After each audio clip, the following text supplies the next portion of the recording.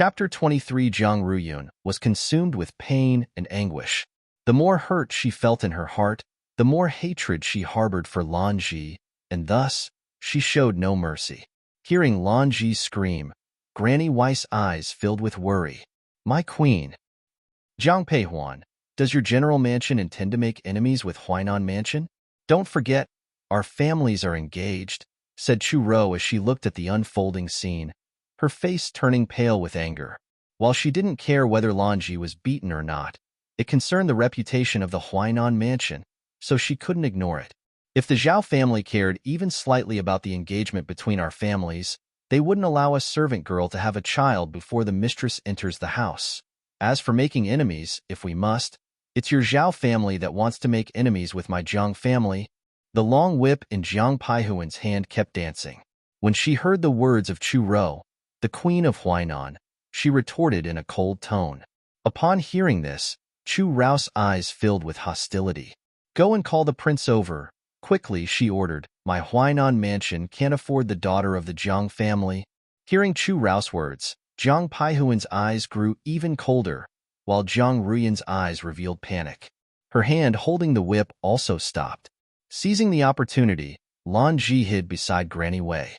"Second sister, why did you let that woman off just like that?" Sijin asked, looking at Jiang Ruyun, who had suddenly stopped, her eyes filled with confusion. At that moment, hurried footsteps approached from the door. It was Zhao Fucking, accompanied by several cold and intimidating individuals. All are the secret guards of the Huainan King Mansion. "Jiang Peihuan, how dare you cause a scene in my Huainan Mansion?" he shouted. "Capture her. Show no mercy." "Yes, Prince." Upon hearing Zhao Fucking's order, the secret guards immediately lunged towards Jiang Peihuan. Watching the scene unfold, Jiang Paihuan's eyes brimmed with mockery. However, when she saw those secret guards, her aura instantly changed. Secret guards were unlike ordinary guards. Although Jiang Paihuan's martial arts skills were not weak, she was no match for these secret guards, especially when they attacked together. Soon, Jiang Peihuan found herself at a disadvantage.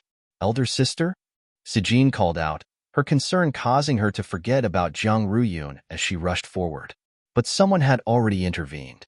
Xiao Nani, his eyes filled with rage upon seeing the secret guards, flew directly to Jiang Paihuan's side. He flipped the fan in his hand, and the two closest secret guards fell dead instantly. "The Huainan King's mansion is only going from bad to worse," he said. "Han Feng, Yishao, kill them all." "Yes." Jiang Paihuan's hand was suddenly grasped by someone. Xiao Nani led her to the side and said, "Just stand there and watch. With me here, no one will harm you." The man's breath was cold, but his palm was warm. Feeling as though her hand was being scalded, she quickly broke free. "Your Highness, this has nothing to do with you. Why do you bother with such matters?" Although Jiang Peihuan didn't finish her sentence, Xiao Nani understood her meaning from her tone. He smiled and turned to look at the Zhao family, his eyes filled with coldness. "I won't allow anyone to bully you." Chu Rou and Zhao Fucking were both surprised to see Xiao Nani. Zhao Fucking shouted, "Stop! Stop right now." However, his words came too late, as the secret guards had all died on the spot. Looking at the dead bodies of the secret guards, Zhao Fucking's heart ached. They were all carefully nurtured by the Huainan King's mansion. "King Cheng, what do you mean by this?" At this moment, Zhao Fucking didn't even care about his fear. He looked at Xiao Nani angrily. Hearing Zhao Fucking's voice, Xiao Nani looked at him. "Anyone who dares to insult Miss Jiang is effectively challenging me, Xiao Nani, and they must face the consequences." Looking at Xiao Nanye's domineering attitude, Zhao Fucking's eyes were dark, but he did not dare to speak. He could only clench his fists tightly. The emperor had always been indulgent towards his younger brother. Even if this matter was reported to the emperor, King Chang would be fine. On the contrary, the Huainan mansion would be reprimanded. "Mother, let them all go." If Zhao Fucking could think clearly, the Huainan queen understood even more. She glanced at Nani Wei and said, "You may leave." After everyone had left, Chu Rou looked at Jiang Peihuan. "Miss Jiang, you have already killed the people in my mansion and Lan Ji is also injured. Shouldn't this matter end here?" Seeing King Cheng's protecting Jiang Peihuan, Chu Rou knew that the key to this matter was Zhang Peihuan, so she addressed her directly. Today's issue was caused by the unreasonableness of the Huainan mansion.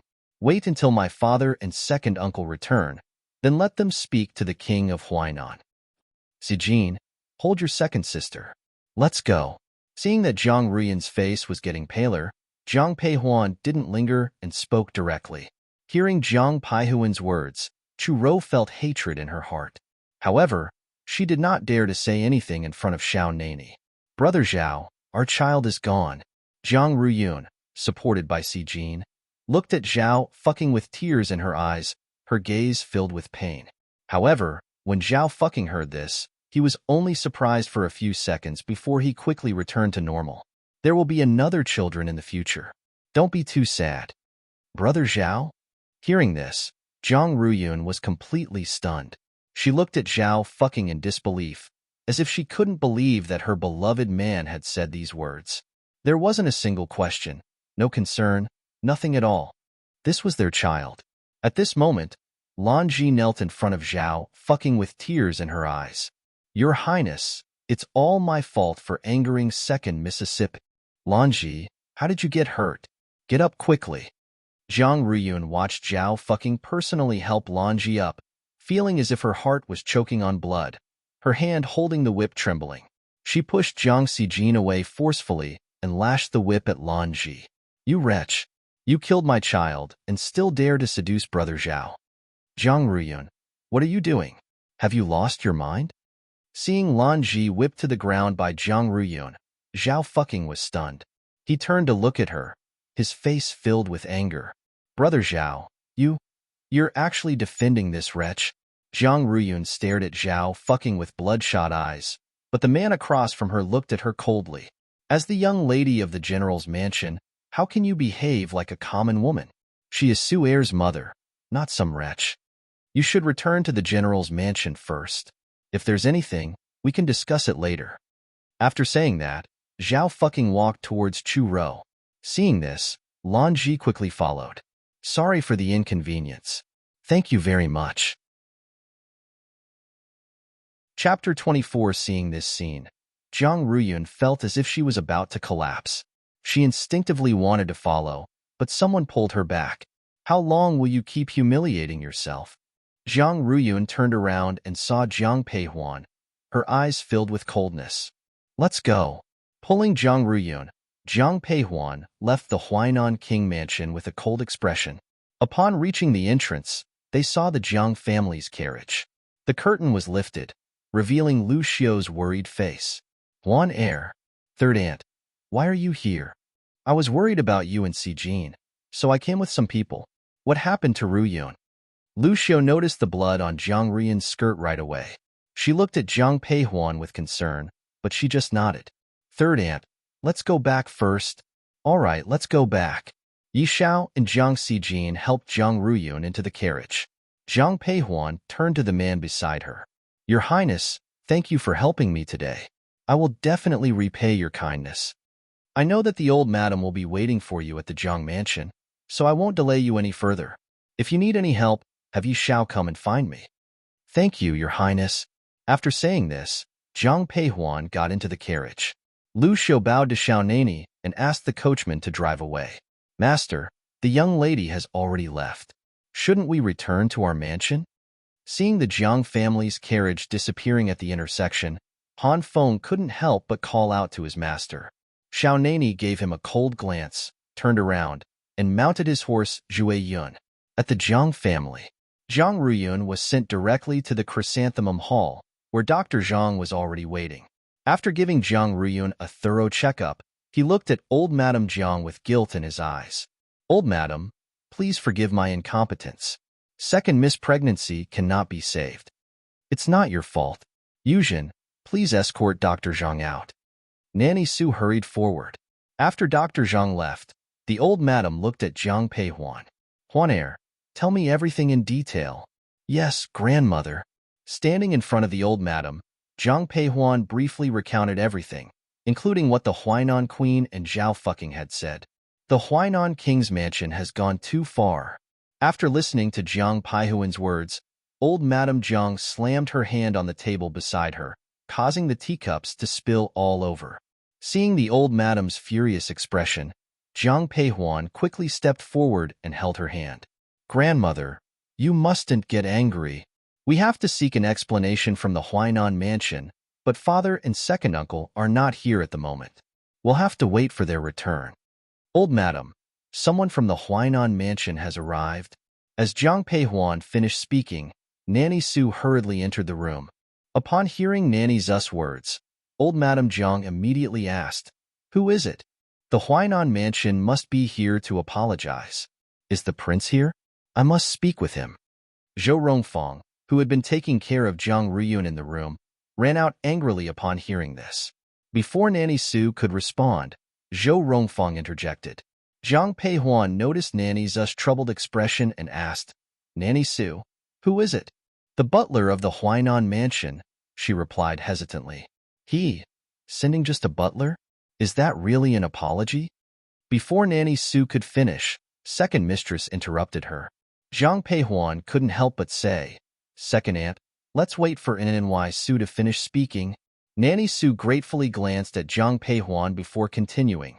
"The butler of the Huainan King's mansion is not here to apologize, but to dissolve the engagement." "What did you say? How could it be dissolved? The prince and Yun heir are clearly in love." "They, shut up." Old Madame Jiang sternly rebuked the second mistress, her expression growing even angrier. Turning to Nanny Su, old Madame Jiang said coldly, "Go ahead and bring the person in." "Yes, old madam." Shortly after, the butler of the Huainan mansion followed Nanny Su into the room. As soon as he entered the hall, he knelt on the ground and said, "Greetings, old madam. I am here on behalf of the queen to deliver a divorce paper." "What right do you have to send my family a divorce paper?"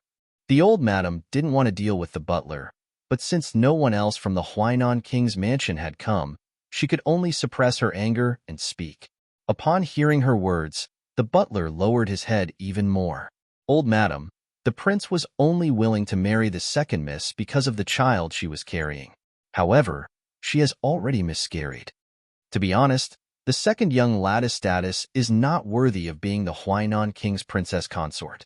Now that the child is gone, it's best for both families to annul the engagement and go their separate ways. Get out."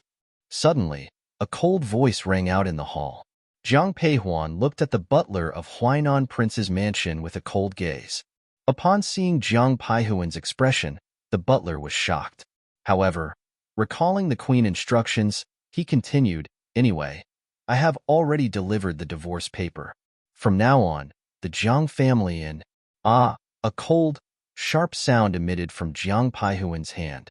She stepped forward and stood sideways, the black whip in her hand gleaming menacingly. "Say one more word, and the whip in my hand won't show mercy. Let's go quickly." Witnessing the whip in Jiang Peihuan's hand, the butler of Huainan Mansion was reminded of the scene in the mansion. He quickly stood up and dashed out. As the butler opened the door, third Madame Lucio's voice came from behind, "Sister Yun." It turned out that Jiang Ruyun had already awakened. As she approached the hall's entrance, she heard the butler's words and saw the divorce paper on the floor. Unable to contain herself, she fainted. "Yun heir?" Seeing this, second Madame Zhou Rongfang hurriedly ran forward to support Jiang Ruyun. Jiang Peihuan walked over and picked up the divorce paper from the ground.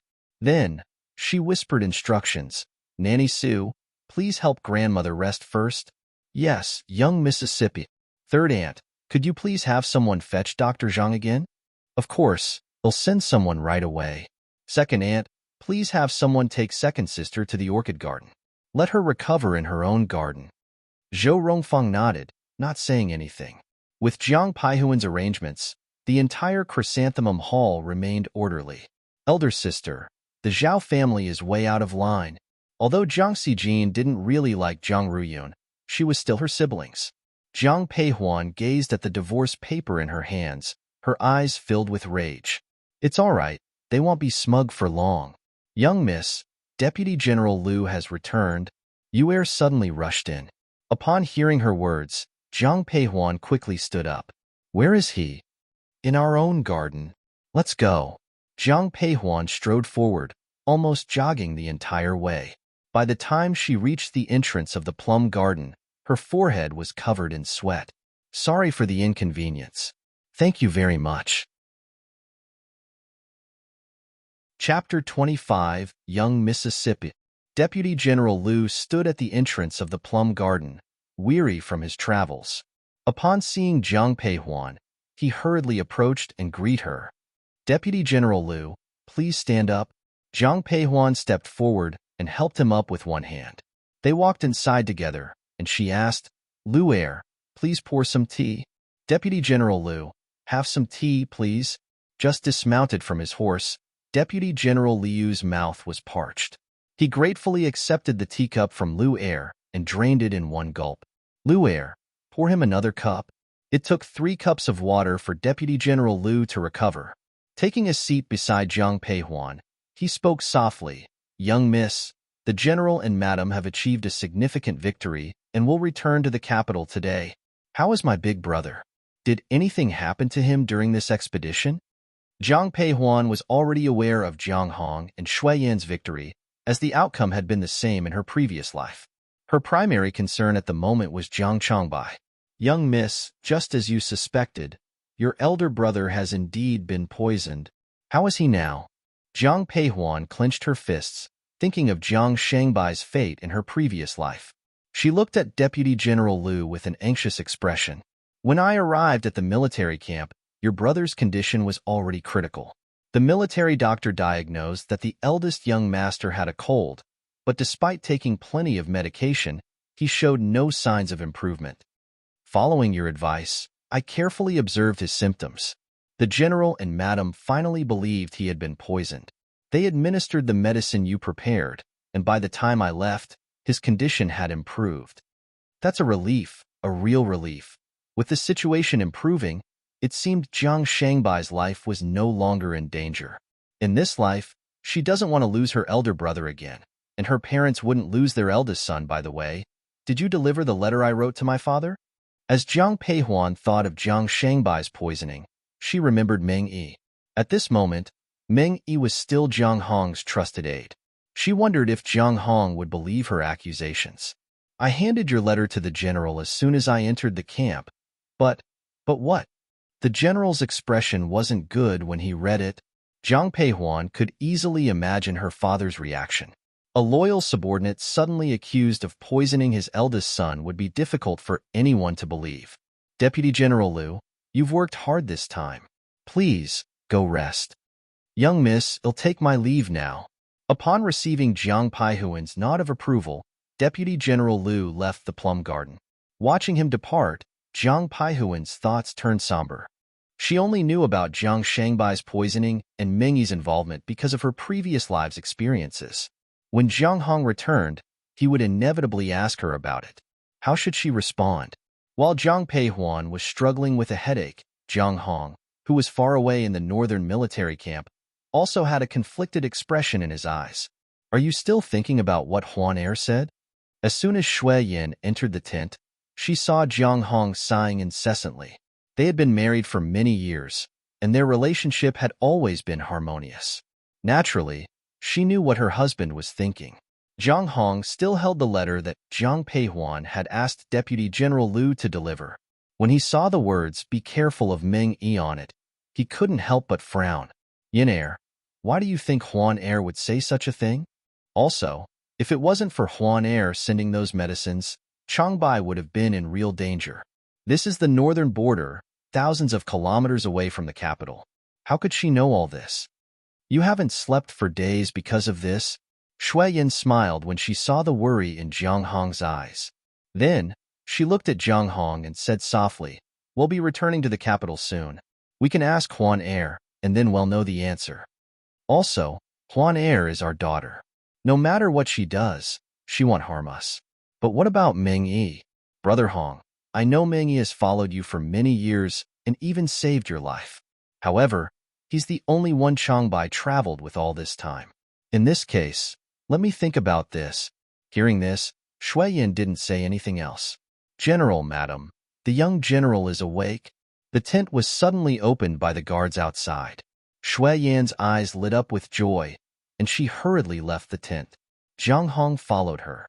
When Shui Yan and Jiang Hong entered the tent, the military doctor was checking Jiang Shangbai's pulse. Seeing the two of them come in, the military doctor quickly bowed. "General, madam." "Military doctor, there's no need for formalities. How is my son now?" "Madam, please don't worry. The young general is fine now. With 3 to 5 days of proper rest, his body will recover."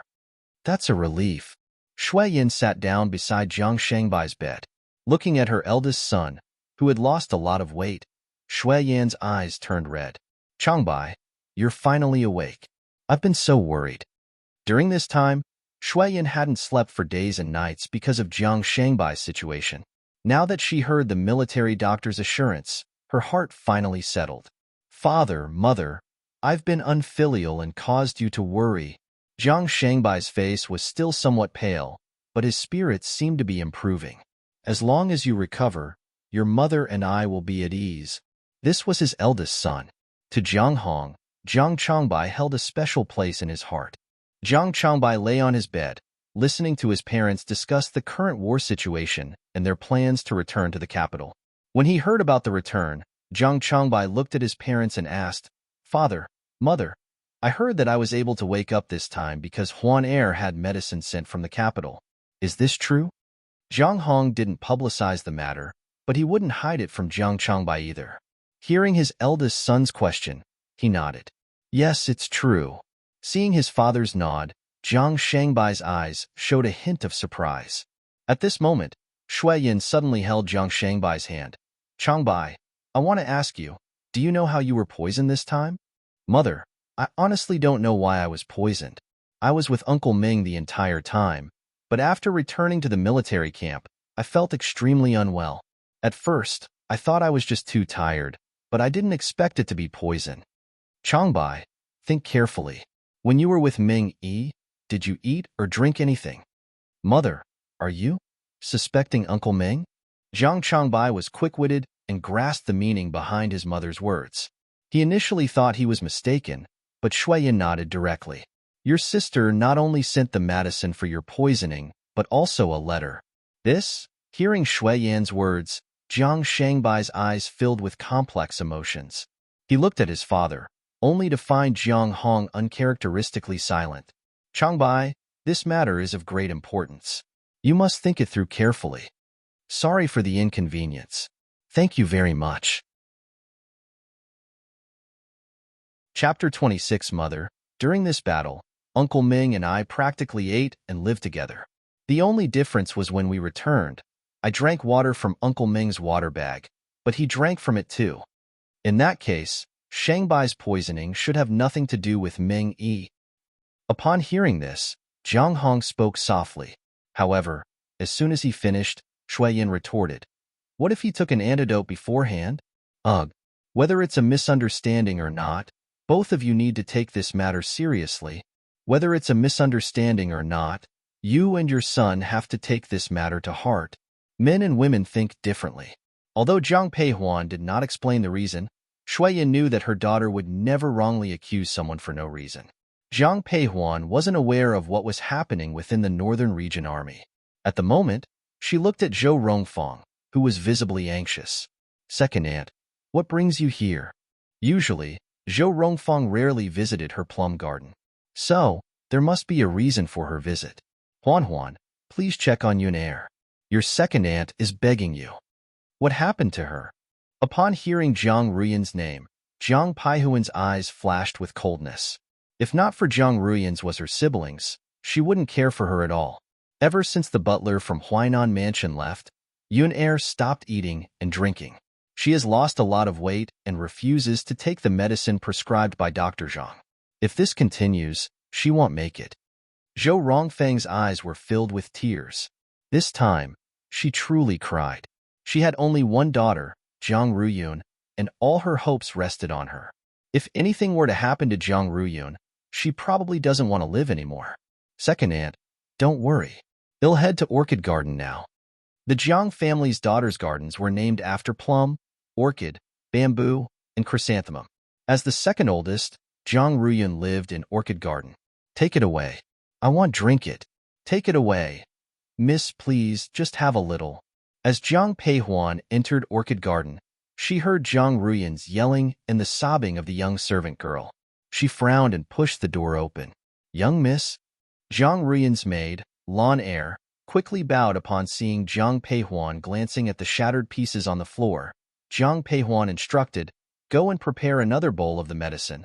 Second miss needs to drink. Yes. Lawn Air left in a hurry. Jiang Peihuan approached, with Yishao and Lu Air following her. Jiang Ruyun turned upon hearing the voice, and when she saw Jiang Peihuan, her eyes showed a hint of complexity.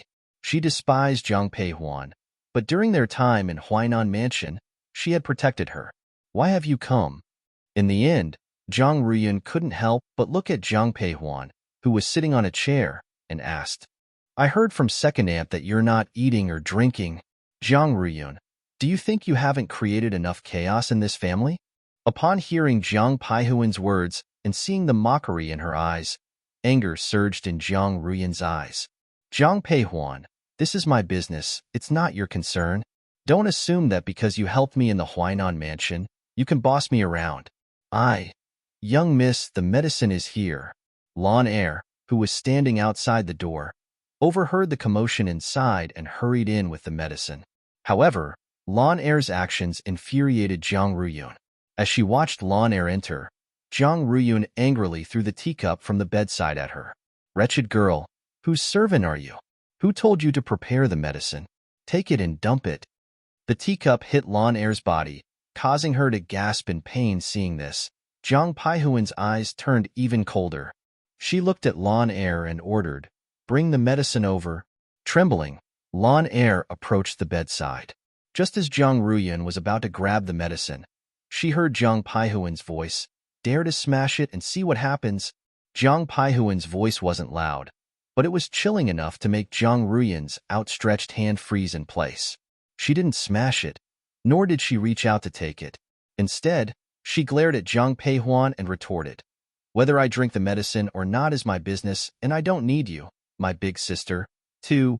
Before Jiang Ruyun could finish, Jiang Peihuan grabbed her chin. With her left hand gripping Jiang Ruyun's chin, Jiang Peihuan used her right hand to pick up the bowl of medicine. Raising her hand, she poured the medicine into Jiang Ruyun's mouth. When Lawn Air watched this scene, she was stunned. Yishao and Cui Air, who had followed in, also revealed a surprised expression in their eyes, but neither of them intervened. Cough cough.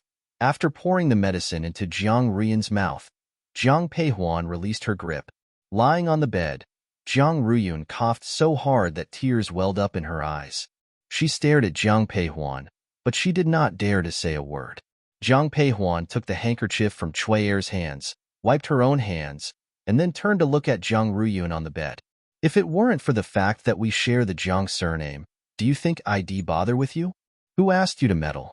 Who do you think you are, Jiang Peihuan?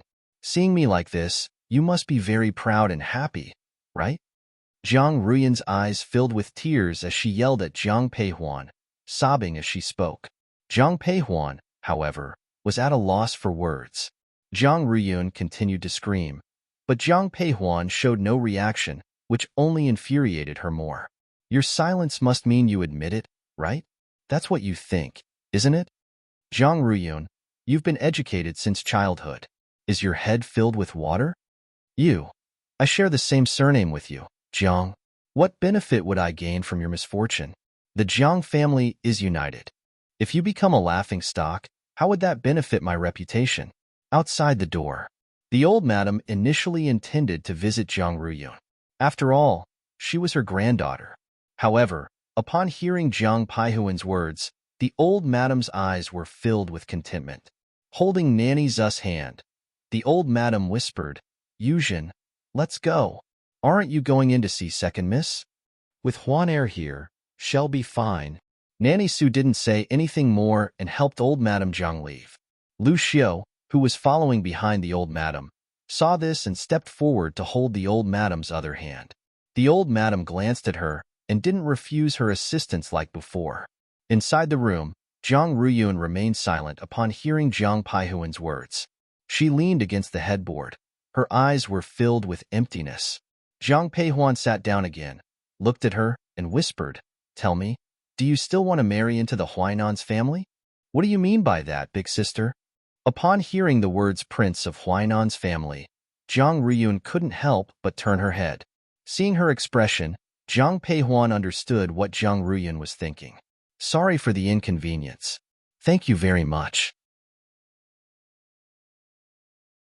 Chapter 27. So, you still want to marry into the Huainan mansion, right? Me. Hearing Jiang Peihuan's words, Jiang Ruyun wanted to refute, but as she looked into her sister's seemingly all-knowing eyes, she couldn't bring herself to say anything against her heart. She decided to admit it directly. "Yes, I still want to marry Brother Zhao." Seeing Jiang Peihuan's expression growing darker, Jiang Ruyun's voice gradually weakened. "Big sister, in my current situation, who else could I marry if not Brother Zhao?" Jiang Ruyun covered her face with a handkerchief and cried bitterly. Jiang Peihuan sat on the chair, watching Jiang Ruyun's tears with cold eyes. When the crying finally subsided, she said softly, "Stop crying. Since you want to marry into the Huainan mansion, let's start making arrangements. Lu Air, go and invite second madam over." "Yes, young Mississippi." Hearing this, Jiang Ruyun stopped crying and looked at Jiang Peihuan with her red, swollen eyes. Jiang Peihuan, sitting on the mahogany chair, didn't look at her but gently tapped the armrest at her side. "Young miss, second madam has arrived." "Second aunt." Hearing the voice, Jiang Peihuan stood up and bowed to Zhou Rongfang. She quickly supported Jiang Peihuan. "Huan, don't be so polite. Please sit down." Then Zhou Rongfang took a seat nearby. Looking at the calm and composed Jiang Peihuan, she said eagerly, Huan, I heard that you have a way to let Yun Heir marry into the Huainan mansion. Is that true?" "Second aunt, you've seen the attitude of the Huainan mansion. Do you still want Ruyun to marry their prince?" Thinking of the Zhao family's attitude, Zhou Rongfang's eyes filled with anger. But considering Jiang Ruyun's current situation and Jiang Yuan's position, she couldn't care less. Looking at Jiang Peihuan, Zhou Rongfang whispered, Huan, Yun Heir is already in this state. If she doesn't marry the Huainan prince, who else can she marry? Since that's the case, I will let second aunt handle this matter." Hearing the similar words from both mother and daughter, Jiang Peihuan spoke softly, "By tomorrow, I want the news of the servant girl in the Huainan prince's mansion giving birth to the eldest son to spread throughout the entire capital." Before the mistress entered the house, the servant girl gave birth to the eldest son. This was a big taboo in the noble families. Once this news spread, no one in the capital would dare to marry their daughter into the Huainan mansion. However, upon hearing this, Zhou Rongfang's eyes showed hesitation. Huan, once this matter is exposed, the Huainan mansion will surely know it was us. After Yun Heir marries into their family, will they still treat her well? Hearing this, Jiang Peihuan's eyes held a hint of mockery. When her second aunt had spread rumors about her, she wasn't worried in the slightest. Now that it concerned Jiang Ruyun, she suddenly became cautious. But looking at Zhou Rongfang, Jiang Peihuan asked sincerely, "Second aunt, even without this incident, would they treat Ruyun well if she married into the Huainan mansion?" "Father, second uncle, and third uncle will return to the capital soon. When that time comes, even if the Huainan mansion has objections, he won't dare to do anything to Ruyun. Yes, our eldest uncle will be back soon. With him around, the Huainan mansion won't dare to act recklessly. They'll make the arrangements right away." With that, Zhou Rongfang left with the maid, leaving only Jiang Peihuan and Jiang Ruyun in the room. After some thought, Jiang Peihuan softly asked, "Even if the Prince of Huainan treats you poorly in the future, will you still marry him?" Hearing Jiang Peihuan's words, Jiang Ruyun's eyes filled with doubt and hesitation, but she nodded and defended herself softly. "Brother Zhao was very kind to me before. I believe that after uncle returns, the Huainan mansion won't make things difficult for me, out of respect for uncle." Forget it. She had said all that she could. Even if she had been reborn, she could only offer guidance. She couldn't live someone else's life. Since you've already thought it through, take good care of yourself. After she finished speaking, Jiang Peihuan slowly stood up. Yi Xiao and Lu Air followed her. "Big sister." Jiang Ruyun sat on the bed and looked at Jiang Peihuan, who had walked to the door. She suddenly called out. Hearing the voice behind her, Jiang Peihuan stopped and turned her head, but she didn't say anything, only gazing at her. Big sister, thank you. Also, I was muddle-headed about what happened before. I apologize to you for that. Hearing this, Jiang Peihuan's eyes revealed a touch of surprise, and the coldness in her eyes softened. After being reborn, some things were changed. Let the past stay in the past. However, I hope you won't regret marrying into the Huainan King's mansion. As soon as Zhou Rongfang had arranged for people to spread the rumors, Han Feng hurried into his master's study. Upon opening the door, Han Feng saw his master drawing with a brush. Walking closer, he saw the woman in the painting was dressed in green, her black hair tied up with a single hairband. The black whip in her hand swung in a beautiful arc. The person in the painting was Jiang Peihuan. Han Feng stood quietly to the side. After Xiao Nani put down the brush, he handed over a towel. Xiao Nani took the towel and carefully wiped the ink off his fingertips. Then, he looked at Han Feng. What's the rush? Master, the news of the Huainan prince's eldest son being born has already spread. Oh, really? Was it her doing? It wasn't eldest Mississippi. It was the second madam of the general's mansion. However, I heard from Yi Xiao that it was eldest Miss idea. Master, what do you think eldest Miss is planning? No matter what she wants to do, I will help her. You go. Within half an hour, I want this news to spread throughout the capital. Yes, I'll make the arrangements right away. Hearing Xiao Nanya's words, Han Feng smiled and hurried off. Huainan Mansion. What on earth is happening? King Zhaoyang of Huainan looked at Chu Rou, who was sitting beside him, his eyes filled with anger. Over the years, he had distanced himself from court politics, which had endeared him to the emperor. The emperor often invited him to accompany him during his trips to the palace. However, this time, he was sent back by the emperor halfway through, instructing him to manage the affairs of the mansion first. Zhao Yang was confused. He only heard about this after entering the city. When he heard the news, he almost died of anger. Your Highness, I never expected the Jiang family to openly spread the news. How can you even say that? If it wasn't for your decision to have Qing heir call off the marriage, the Jiang family wouldn't have taken such actions. Your Highness, you didn't see the arrogance of those girls from the Jiang family. They not only hurt Lanji but also injured the guards within the mansion. Moreover, Zhang Ruyun has already lost the child she was carrying. With the child gone, how can Qing heir still marry her? Sorry for the inconvenience. Thank you very much. Chapter 28. If you don't marry her, do you think Qing heir can still marry young ladies from other families? Father, what do you mean by that? Zhao Fucking had been sitting quietly in a lower seat. When he heard the king of Huainan's words, he couldn't help but feel anxious. Zhao Yang looked at him with a complicated expression when he heard Zhao Fucking voice. If only he could have a few more sons. However, he only had one son, Zhao Fucking, so he had to invest all his efforts in him. Unfortunately, this son's aptitude was quite mediocre. Father, I know I was wrong. Seeing the king of Huainan looking at him without speaking, Zhao Fucking hurriedly knelt on the ground. Zhao Yang's eyes showed disappointment and helplessness. He looked at him and said, Qing heir, get up. Now, the news of Su heir has already spread. It's too late for me to stop it. This matter has already reached the emperor's ears. The best solution now is for you to marry the second young lady of the Jiang family. Father, but I've already sent the divorce papers.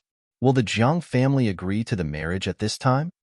Zhao Fucking didn't have strong feelings about marrying Jiang Ruyun. He could marry her or not. It was Chu Rao's idea to send the divorce papers. Seeing his mother's insistence, Zhao Fucking did as she said. I heard that the second young lady of the Jiang family is quite fond of you. If you go and speak with her personally, I believe she will agree. Yes, I'll go now. Hearing the king of Huainan's words, Zhao Fucking didn't say anything and went straight to the Jiang family. Zhou Rongfang knew her daughter would eventually marry into the Huainan mansion, so she didn't make things difficult for Zhao Fucking, allowing him to enter Jiang Ruyun's room. Seeing the pale-faced Jiang Ruyun, Zhao Fucking's heart ached. He quickly stepped forward. Yun heir, I was wrong in the mansion. Why did you send the divorce paper? It was written by you. Do you really not love me anymore? This was what angered Jiang Ruyun the most. She couldn't believe that Zhao fucking truly had no feelings for her. Hearing Jiang Ruyun's words, Zhao fucking hurriedly hugged her.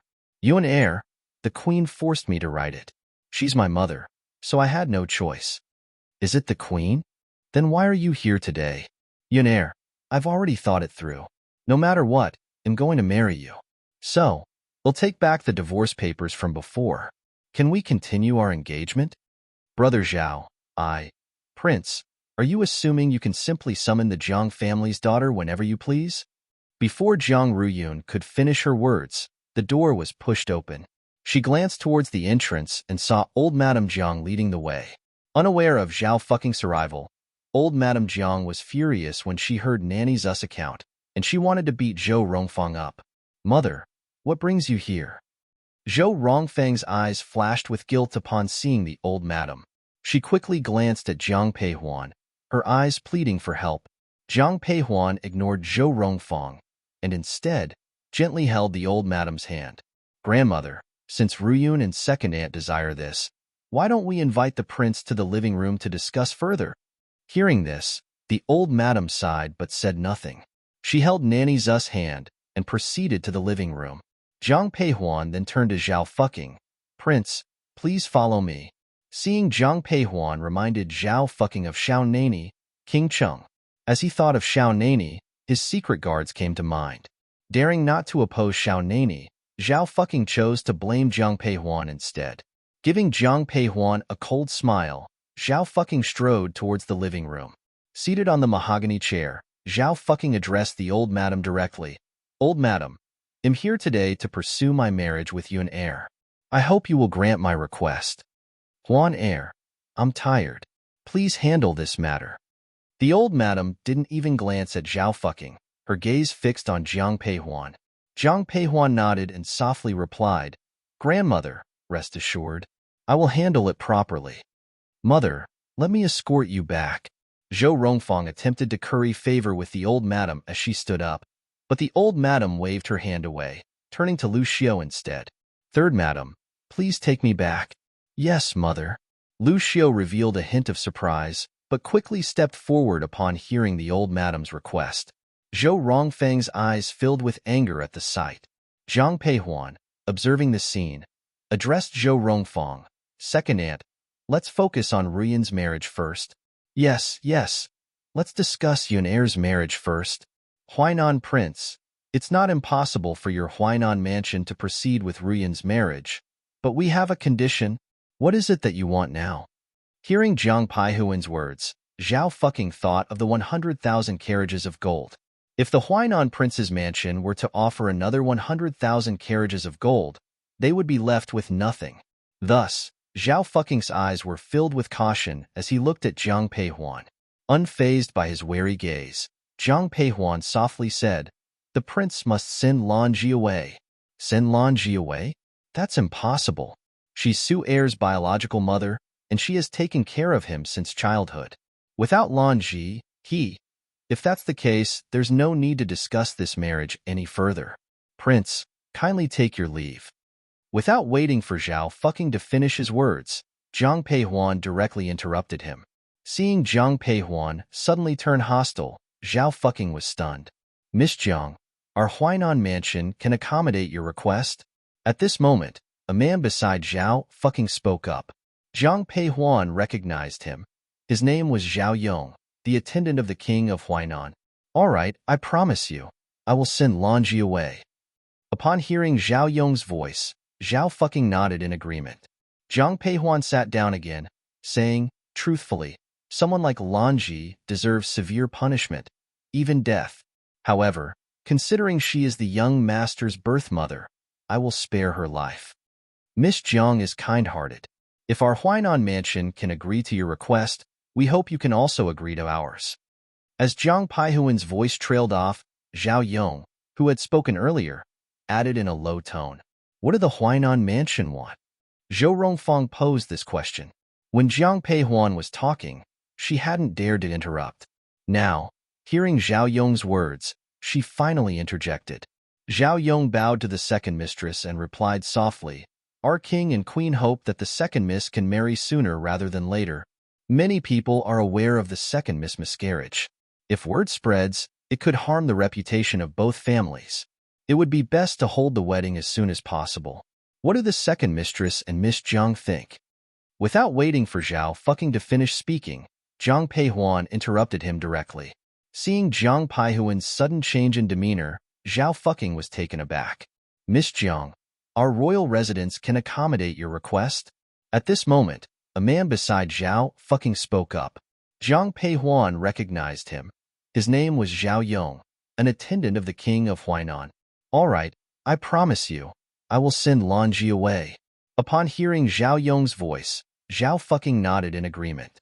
Jiang Peihuan sat down again, saying, truthfully, someone like Lanji deserves severe punishment, even death.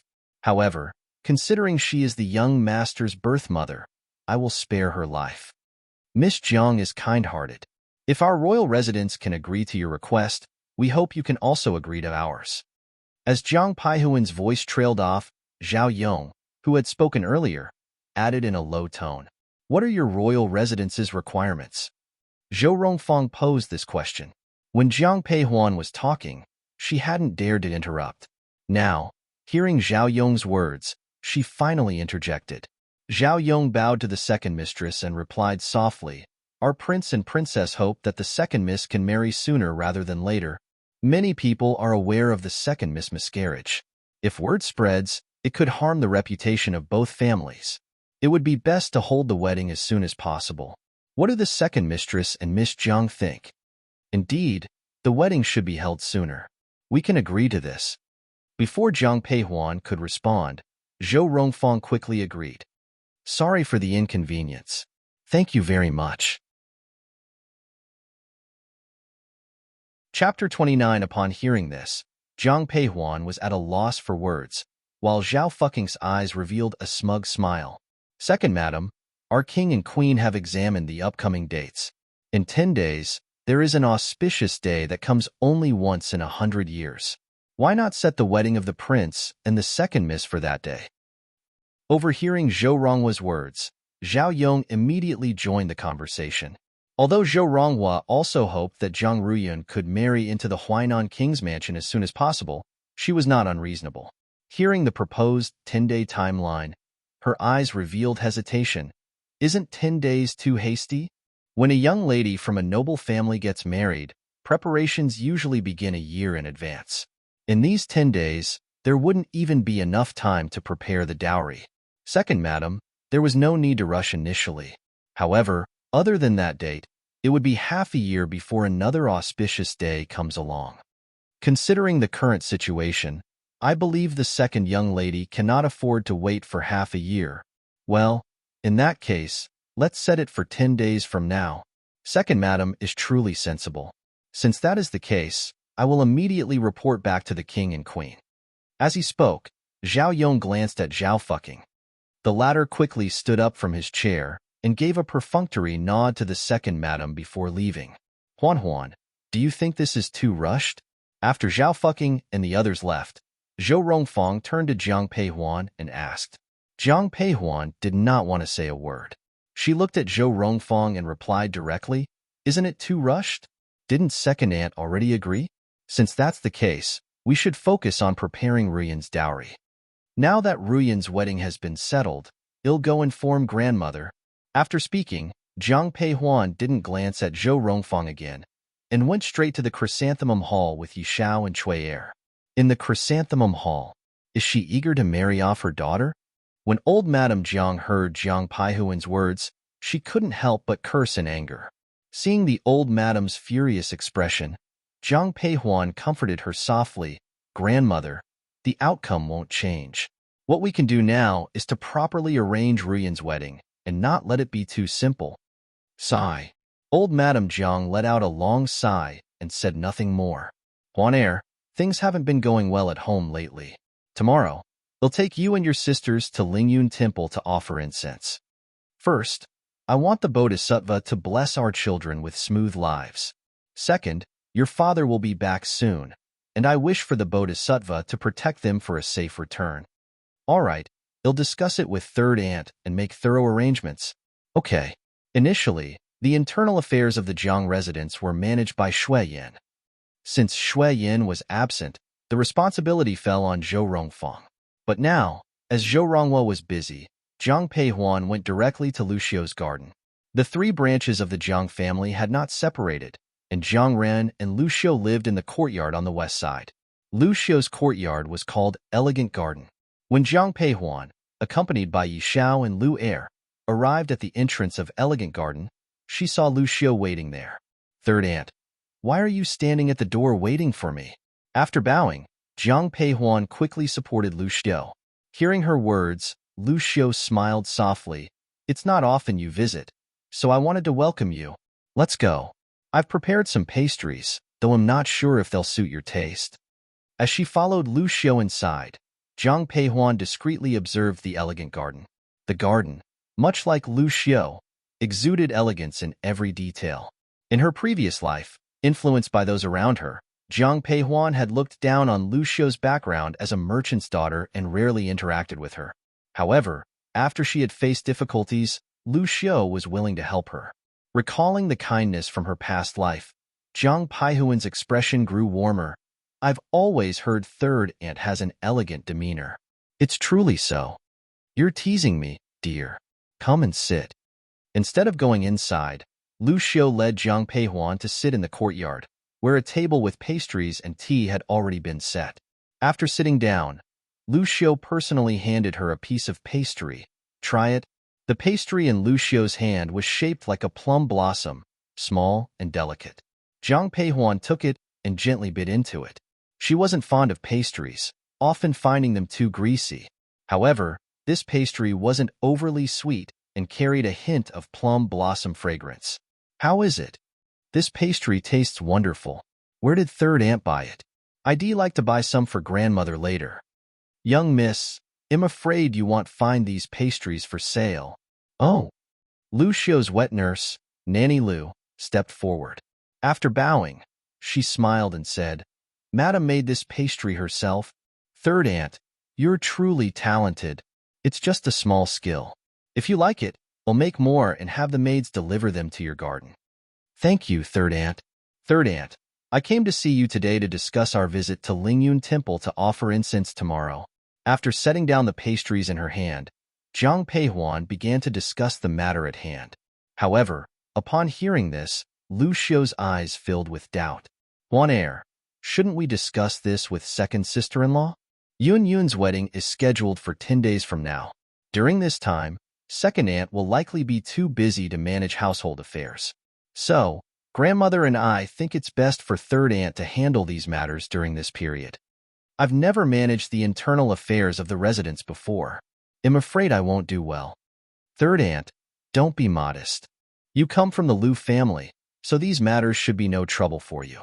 Others might not know, but Jiang Peihuan, who had been reborn, was well aware of her third aunt's capabilities.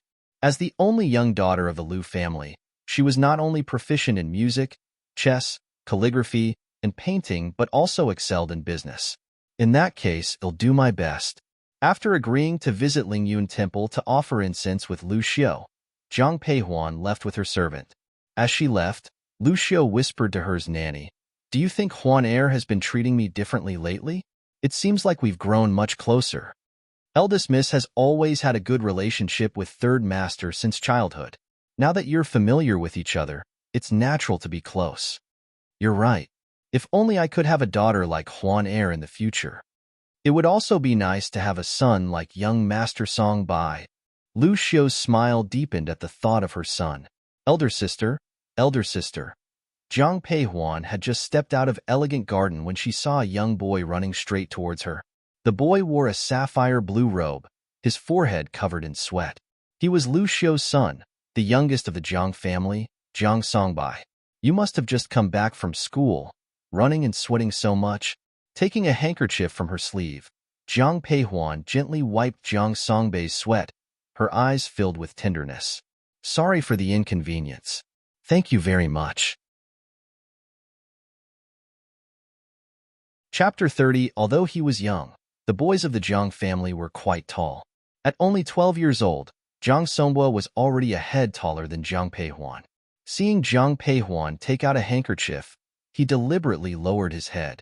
Did you come from Mother's garden, eldest sister? Yes, discussing with third aunt about going to Lingyun Temple to offer incense tomorrow. Since you're back today, you can join us tomorrow. Am going to? Burning incense is usually done by women. What should I do there? Don't talk nonsense. No one said that boys can't offer incense. Hearing Jiang Songbei's words, Jiang Peihuan gently scolded him with a smile. He also smiled. Since you're going, I'll join you. All right, go back and change your clothes. Don't run around when you're sweaty. Be careful not to catch a cold. If you fall sick, third aunt will be worried. You, eldest sister, you're almost as naggy as mother. Jiang Songhua dragged out his tone and ran away with a smile when he saw Jiang Peihuan frowning. Watching his back, Jiang Peihuan smiled but soon revealed a complicated expression. Jiang Songbei was full of vitality at this moment, almost unrecognizable from the bloodied younger brother she last saw in her previous life. In this life, she could not let those tragedies repeat themselves. Early in the morning, as the sky was just getting light, Yue walked into Jiang Peihuan's room. Miss, why are you awake so early? I was going to wake you up. It's getting late. I think grandmother has woken up. Let's pack up and go to the Chrysanthemum Hall. Yes. Jiang Peihuan, with Yi Xiao and Yu entered the Chrysanthemum Hall. Upon reaching the door, they heard old Madame Jiang's laughter and Jiang Songbei's voice. Grandmother, after I learn archery, they'll definitely hunt the best pheasant for you to eat. Everyone in the mansion knew that old Madame Jiang liked to eat wild animals on the mountain. Hearing Jiang Songbei's words, old Madame Jiang's eyes twinkled with joy. All right, they'll be waiting for my grandson's pheasant. Could you share a bowl with me when the time comes? Eldest sister, why did you only arrive now? I've been waiting for you for a long time. Seeing Jiang Peihuan, Jiang Songbei's smile widened. Old Madame Jiang also smiled and said, Why are you up so early? A young lady should sleep a little longer. I went to bed early yesterday, so I woke up early. Grandmother, I'm here. As soon as Jiang Peihuan finished speaking, Jiang Xijin burst in like a firecracker, rushing to old Madame Jiang's side. Songbei, why are you back? What Songbei? Call me third brother. When Jiang Xijin sat down beside the old madam, she saw Jiang Songbei and called out excitedly. Jiang Songbei and Jiang Xijin were born in the same year, just 3 months apart. They had been close since they were young, and they enjoyed playing together. Now, when she heard Jiang Songbei's words, she retorted, I don't want to. You're only 3 months older than me. 3 months still makes me older. Call me brother. Grandmother, look at Jiang Songbei. He's bullying me. Jiang Xijin turned to look at old Madame Jiang and complained openly. At this moment, the curtain was opened again. It was Jiang Ruyun. Seeing her, the old madam frowned. Why are you up to? You're still in your confinement period. Grandmother, my body is no longer in danger. I heard that you are bringing the family to Lingyun Temple to offer incense. I also want to go and pray for my father and uncle's safety. Please let me go with you. After all, she was her own granddaughter.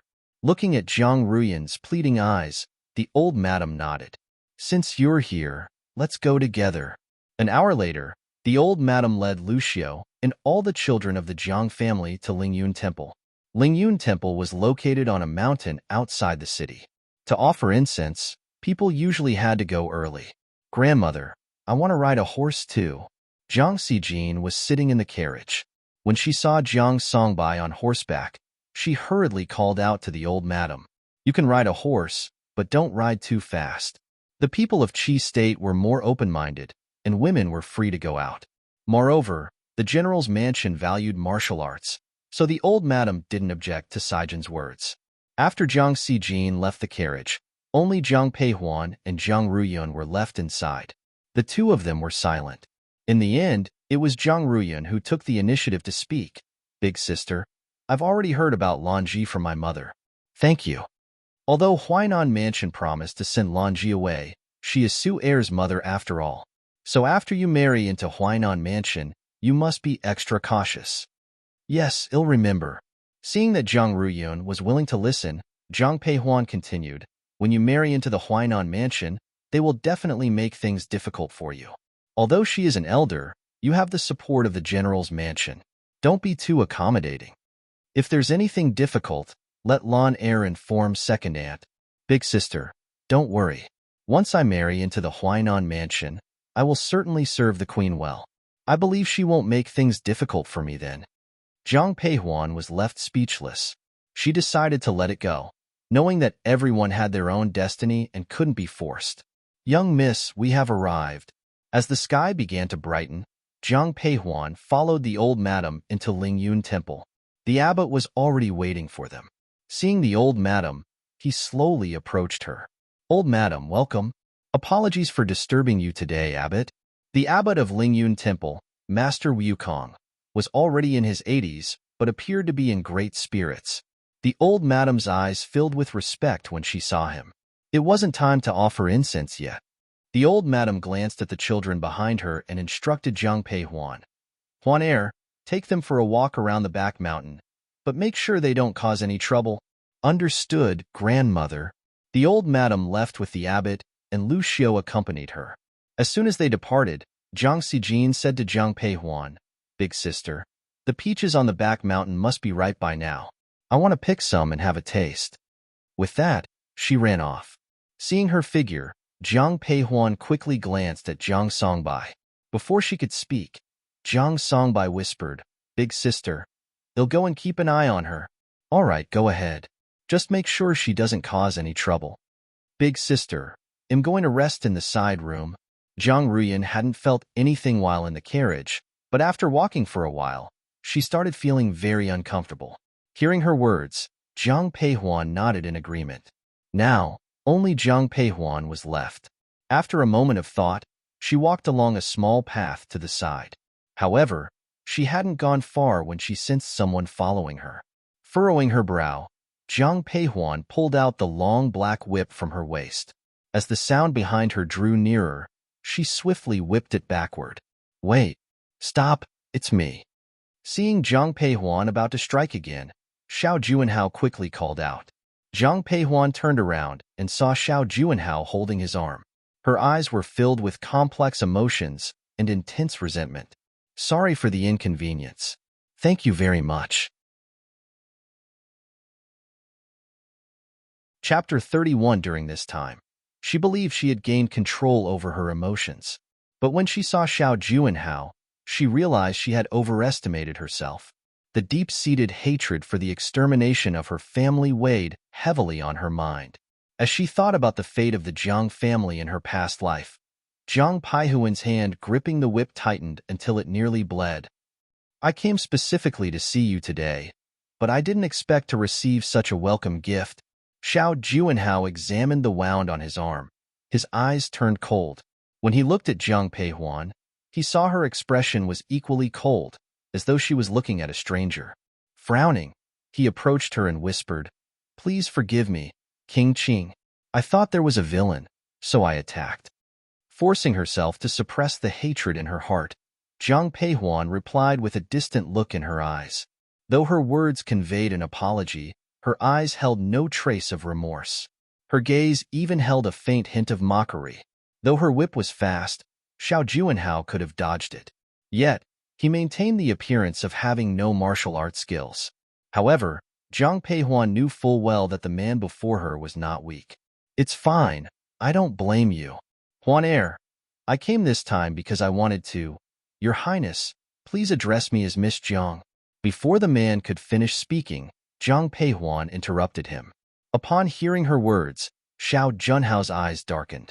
The warmth he once had vanished, replaced by a cold stare. What do you mean by this? Your Highness, the Qing King, I am a lady of the inner chamber. If you call me by my name so casually, I'm afraid it will tarnish my reputation. So, please have some self-respect, Your Highness. Zhang Peihuan's tone grew heavier with the last sentence. Xiao Juanhao was stunned upon hearing her words. He stared deeply at the woman before him, and if not for her familiar face, he would have doubted whether this Zhang Peihuan was an impostor. Not long ago, she was brimming with love for him and was completely submissive. Why did she suddenly become so cold? What had happened between them? Huan, Miss Jiang, are you angry with me? Upon seeing her cold demeanor, Xiao Juanhao couldn't help but change the way he addressed her, anger flickering in his eyes. Jiang Peihuan seemed oblivious to his reaction. When she heard his words, she replied directly, "There is no conflict between you and me, so there is no reason for me to be angry. Then why have you suddenly become so distant with me? Could it be you have truly fallen for someone else and developed feelings for King Cheng?" As if struck by a thought, Xiao Juanhao glared at Jiang Peihuan, his eyes filled with rage. Hearing his words, Jiang Peihuan's eyes flashed with complexity. In her past life, she had been completely devoted to Xiao Juanhao at this point in time. In this life, she wished she could end him with a single stroke. How could she harbor any affection for him now? King Cheng's guess is accurate. I indeed fell in love with King Cheng at first sight. So please, refrain from any actions that could lead to misunderstandings in the future. After all, if this matter reaches King Cheng's ears, it might alter his perception of me. You really like King Cheng? Although he had suspected as much, Xiao Junhao's eyes filled with confusion and a hint of inexplicable jealousy when he heard Jiang Peihuan confirm it. Jiang Peihuan did not know Xiao Junhao's thoughts. After hearing his words, she nodded. At this moment, my heart and eyes are filled with King Cheng. I don't wish to have any further entanglements with you, Your Highness, to avoid any misunderstandings. If there is nothing else, I shall take my leave. Fearing that she might lose control and harm the man before her if she continued, Jiang Peihuan turned and left without waiting for Xiao Junhao's response. However, just as she rounded the corner, she saw Xiao Nani and Han Feng standing beneath a plum blossom tree. The master and servant looked at Jiang Peihuan with peculiar expressions. In this plum grove, there was nothing to obstruct their view or conversation. He must have heard everything. Greetings to King Cheng. Biting her lip, Jiang Peihuan slowly approached and bowed to Xiao Nani. Xiao Nani did not look at Jiang Peihuan, but instead turned to Han Feng. Seeing his master's cold and warning expression, Han Feng quickly spoke. The scenery of Lingyun Temple is quite beautiful. We'll go take a look.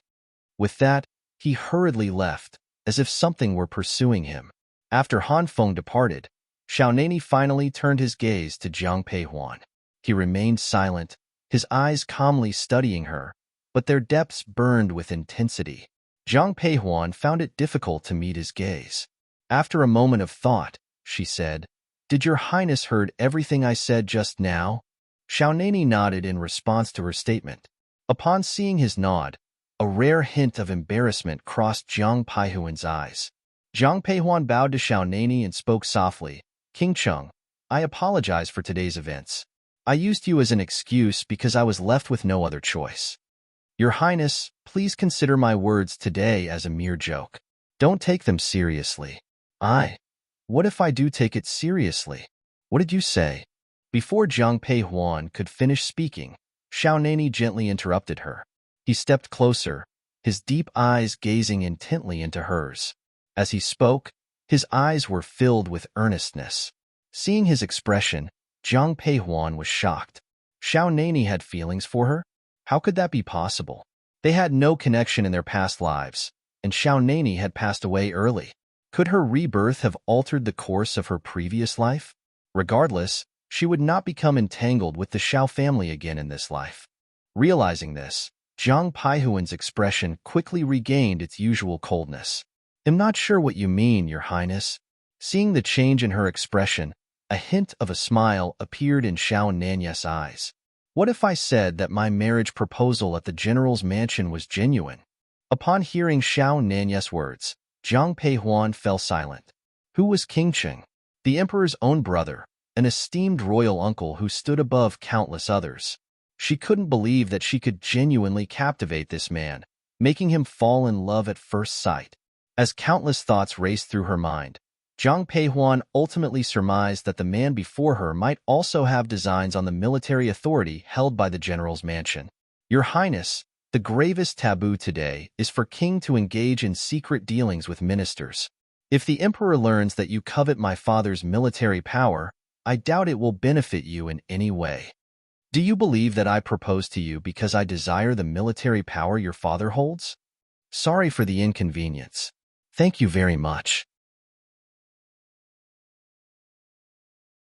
Chapter 32. Isn't that so? Of course not. Xiao Nani instinctively wanted to deny it, but upon seeing Jiang Paihuan's guarded and cold gaze, he nodded instead. That's correct. I do wish to establish closer ties with General Jiang. Upon seeing Xiao Nani nod, Jiang Peihuan breathed a sigh of relief. She wasn't afraid of others scheming against her, but rather not knowing their plans. Your Highness, forgive my candor, but I fear your plan may fail. As Xiao Nani remained silent, Jiang Peihuan continued, although my father holds military power, he is still a subject. He follows His Majesty's orders in all matters. Furthermore, I will also persuade my father to surrender the commander's seal. If your Highness has any designs on my father's military power, I'm afraid it will be a futile effort. You intend to persuade General Jiang to relinquish his military power? Hearing this, Xiao Nani's eyes widened with surprise. Others might not know the emperor's thoughts, but he was well aware. On the surface, the emperor held Jiang Hong in high regard. In reality, however, the emperor had long harbored suspicions, unbeknownst to the Jiang family. Now, hearing Jiang Paihuan's words, Xiao Nani realized he had underestimated the Jiang family. Indeed, as long as my father surrenders his military power, the Jiang family will be no more than ordinary officials. Will hold no value to the princes, nor to your Highness. Miss Jiang, I fear you may be oversimplifying matters. Xiao Nani looked at Jiang Peihuan approvingly before speaking in a light tone. Upon hearing his words, Jiang Peihuan's eyes revealed a hint of confusion. Seeing the look in her eyes, Xiao Nani continued, Don't you know how highly respected your father is in the army? Even if he relinquishes his military authority, it won't affect his ability to deploy troops. Soldiers in the army only recognize Jiang Hong, and not the commander's seal. In that case, do you think His Majesties will feel at ease if your father hands over his military power? Can your Jiang family still be safe? In her previous life, Jiang Peihuan was unaware of these matters. However, after being reborn, she clearly understood that Xiao Nani's words were true. As she remained silent, Xiao Nani suddenly smiled. Miss Jiang, I have a solution to ensure the safety of the Jiang family. What solution? Hearing Xiao Nani's words, Jiang Peihuan subconsciously asked. However, the smile in the man's eyes grew deeper. Marry me. If it weren't for the earnest look in his eyes, Jiang Peihuan would have thought that Xiao Nani was deliberately teasing her. Even so, there was a hint of anger in her eyes. Your Highness, that is not funny. I am not joking. I am the imperial uncle and the emperor's only brother. If you marry me, the Jiang family's military power will fall into the hands of the royal family. When this prestige is held by the emperor himself, he will naturally not doubt your father. Miss Jiang, my suggestion is indeed a good strategy. You should consider it. Xiao Nani spoke softly as he heard footsteps approaching. Elder sister, just as Jiang Peihuan was about to speak, she heard the voices of Jiang Xijin and Jiang Songhua. They ran towards her but stopped when they saw Xiao Nani. Your Highness, why are you here? Did you come specifically to see my elder sister? Jiang Xijin saw Xiao Nani standing beside Jiang Peihuan, looking surprised. Jiang Songbai also revealed a shocked expression upon hearing King Cheng's name. He couldn't help but glance at Xiao Nani. He had naturally heard of King Cheng's reputation but had never met him. Now that he saw him, Jiang Songbai finally understood why King Cheng was so renowned. The man before him was truly exceptional. Greetings, Your Highness. Jiang Xijin and Jiang Songbai bowed to Xiao Nani. He smiled gently. Third young master and fourth miss, please rise. Elder sister, it's time to offer incense. Grandmother and third aunt are waiting for us. Let's go then. After saying that, Jiang Peihuan bowed to Xiao Nani. Excuse me, I will take my leave. Miss Jiang, you may consider what I have said. If you have any thoughts, you can. Thank you for your kind intentions, Your Highness. I currently have no other thoughts. Before Xiao Nani could finish speaking, Jiang Peihuan interrupted and turned to leave. After bowing to Xiao Nani, Jiang Xijin and Jiang Songbai quickly followed Jiang Peihuan. Elder sister, what's wrong? Jiang Xijin noticed that her sister was walking much faster than usual and couldn't help but hold her hand. Jiang Paihuan's expression returned to normal once the gaze behind her disappeared. Hearing Jiang Xijin's words, she shook her head. "I'm fine." "Elder sister, did Qingjing bully you?"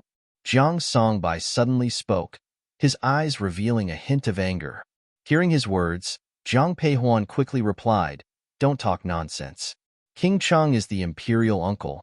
How could he bully me for no reason? Let's go in. We shouldn't make grandmother wait anxiously." Seeing that Jiang Peihuan didn't want to discuss it further, Jiang Xijin and Jiang Songhua followed her into the temple without further comment. Meanwhile, at Merlin's side, Han Feng was standing guard not far away. After seeing Jiang Peihuan leave, he immediately appeared in front of his master. "Master, why do I feel that Miss Jiang looked unhappy when she left? Did you say something you shouldn't have? Do you think him you? Someone who don't even know how to speak." Han Feng was speechless. He shouldn't have said that. "Master, Prince Qing is here." Xiao Juanhao originally intended to catch up with Jiang Peihuan, but the plum forest was deceptively large. One wrong turn could lead in the opposite direction. He didn't find Jiang Peihuan, but unexpectedly encountered King Cheng and his servant. Xiao Nani, the emperor's uncle, held a position above all princes due to the emperor's favor. Thinking of this, Xiao Junhao's eyes darkened. However, when he approached Xiao Nani, he still smiled and bowed. "Uncle, what brings you here? And why are you here?" Xiao Nani countered with his own question, clearly unhappy with Xiao Juanhao since learning of his intentions toward Jiang Peihuan. "I heard that the scenery at Lingyun Temple is lovely, so I came to take a look. Are you truly here to admire the scenery?" Upon hearing Xiao Junhao's words, Xiao Nani spoke with a deeper meaning, his eyes revealing undisguised mockery. Xiao Juanhao frowned, puzzled by the animosity. He had no known grievances with Xiao Nani, so why did he feel targeted? "May I ask why you said that, imperial uncle?" "Xiao Juanhao, some people are beyond your wildest dreams." Xiao Nani glanced at Xiao Juanhao and spoke with a fierce look in his eyes. Xiao Juanhao was stunned by his words. After a few seconds, he asked with a hint of defiance, "Is the person you're talking about Miss Jiang?" "Sorry for the inconvenience. Thank you very much." Chapter 33. Xiao Juanhao noticed that Xiao Nanya's expression turned cold, so he instinctively changed the way he addressed him. When Xiao Nani heard this, he not only did not deny it, but nodded and said, "It's good that you know." Seeing that he really admitted it, Xiao Junhao's eyes showed a few surprises, but mostly jealousy. "Imperial uncle, I have known Miss Jiang before you. I don't know why you think she would definitely, just based on this king's face." Before Xiao Juanhao could finish speaking, Xiao Nani interrupted him. When he heard this, Xiao Juanhao was full of shock, and Han Feng beside him was also stunned. It was the first time he knew that his master was actually so shameless. Xiao Juanhao wanted to argue, but upon seeing Xiao Nanya's face, he couldn't deny that King Cheng was the most handsome person in the capital. Remember what this king said. Otherwise, don't blame this king for not caring about the relationship between uncle and nephew. After saying this, Xiao Nani confidently walked away. Han Feng glanced at Xiao Juanhao with sympathy and quickly followed. Watching him leave, Xiao Junhao's eyes grew dark with frustration. At this moment, Pei Wu approached him. "Your Highness, Jiang Hong will be returning to the capital soon. If you can't make Miss Jiang fond of you before then, it might be difficult for Jiang Hong to support you. Pei Wu, do you think that if Jiang Peihuan becomes mine, the Jiang family will have no choice but to join me?" "Your Highness, are you suggesting?" Upon hearing Xiao Junhao's words, Pei Wu felt a shiver of fear. However, the speaker didn't say anything more and simply left, following the path downhill. Jiang Peihuan was unaware of what happened after she left. After leading Jiang Xijin and Jiang Songbai into the temple, her heart was filled with devotion. Having been reborn, she began to revere spirits and fate, believing in a predestined path. Grandmother, third aunt. Jiang Peihuan approached the old madam and Lu Xiu, giving them a respectful bow. "You're here. Come, let's go offer incense with your grandmother." Yes.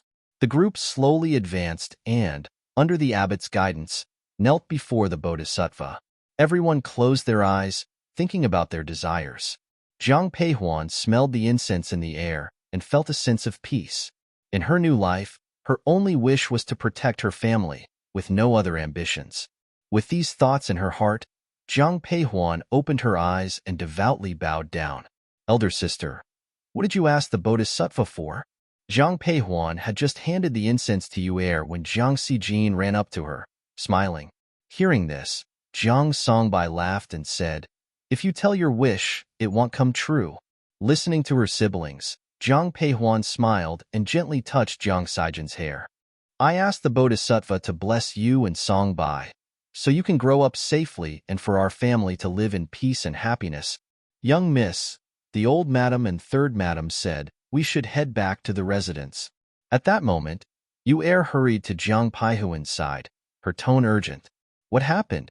"The king of Huainan has sent a betrothal gift. Second madam sent someone to inform us, and old madam decided we should set off early." "All right, I understand." In the past, the old madam would have a vegetarian meal before returning home. Now, due to the king of Huainan's betrothal gift, she took the Jiang family back to the mansion ahead of schedule. As the carriage arrived at the entrance of the general's mansion, Jiang Peihuan heard Zhou Rongfang's voice. "Mother, you're finally back." Jiang Peihuan could tell that her second aunt was in a great mood just by listening to her voice. Upon getting off the carriage, she understood why. At the mansion entrance, people were coming and going, each of them holding gifts in their hands. By the time they reached the Chrysanthemum Hall, the courtyard was filled with presents. Huainan Mansion is truly sincere. The Liu family was the wealthiest merchant family in Qi Kingdom. Liu Xiao, being accustomed to luxurious things, couldn't help but admit that this was a grand gesture. However, when Jiang Peihuan saw these betrothal gifts, there was some doubt in her eyes. In her previous life, the dowry from the Huainan Mansion was quite ordinary, but in this life, it was a lavish offering. Nevertheless, Jiang Peihuan didn't believe that the Huainan Mansion had taken a liking to Jiang Ruyun because of this. In the eyes of Zhou Rongfang and Jiang Ruyun, though, the gift seemed to be a genuine token of goodwill, especially for Jiang Ruyun, who couldn't help but smile upon seeing the presents, even forgetting the pain on her body. "Let's not just stand here. Let's go inside and talk," the old madam said indifferently, glancing at the betrothal gifts filling the courtyard. Liu Xiao and Nanny Su went forward to hold the old madam's hand, while Jiang Peihuan, Jiang Xijin, and the others followed. "Mother, these are the betrothal gifts from the Huainan Mansion. Please take a look," Zhou Rongfang said as soon as the old madam sat down, handing her the gift list. The old madam, however, didn't reach out to take it, merely saying calmly, "Since you've already seen it, there's no need for me to look.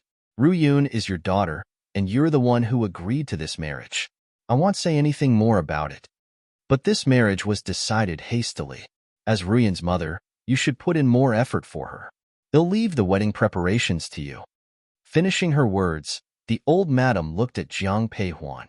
"Huanair, you've been out all day. Go back and rest." "Yes, grandmother," Jiang Peihuan replied, bowing to the old madam before leaving with Jiang Xijin. "Eldest sister, what do you think the Huainan royal family is up to?"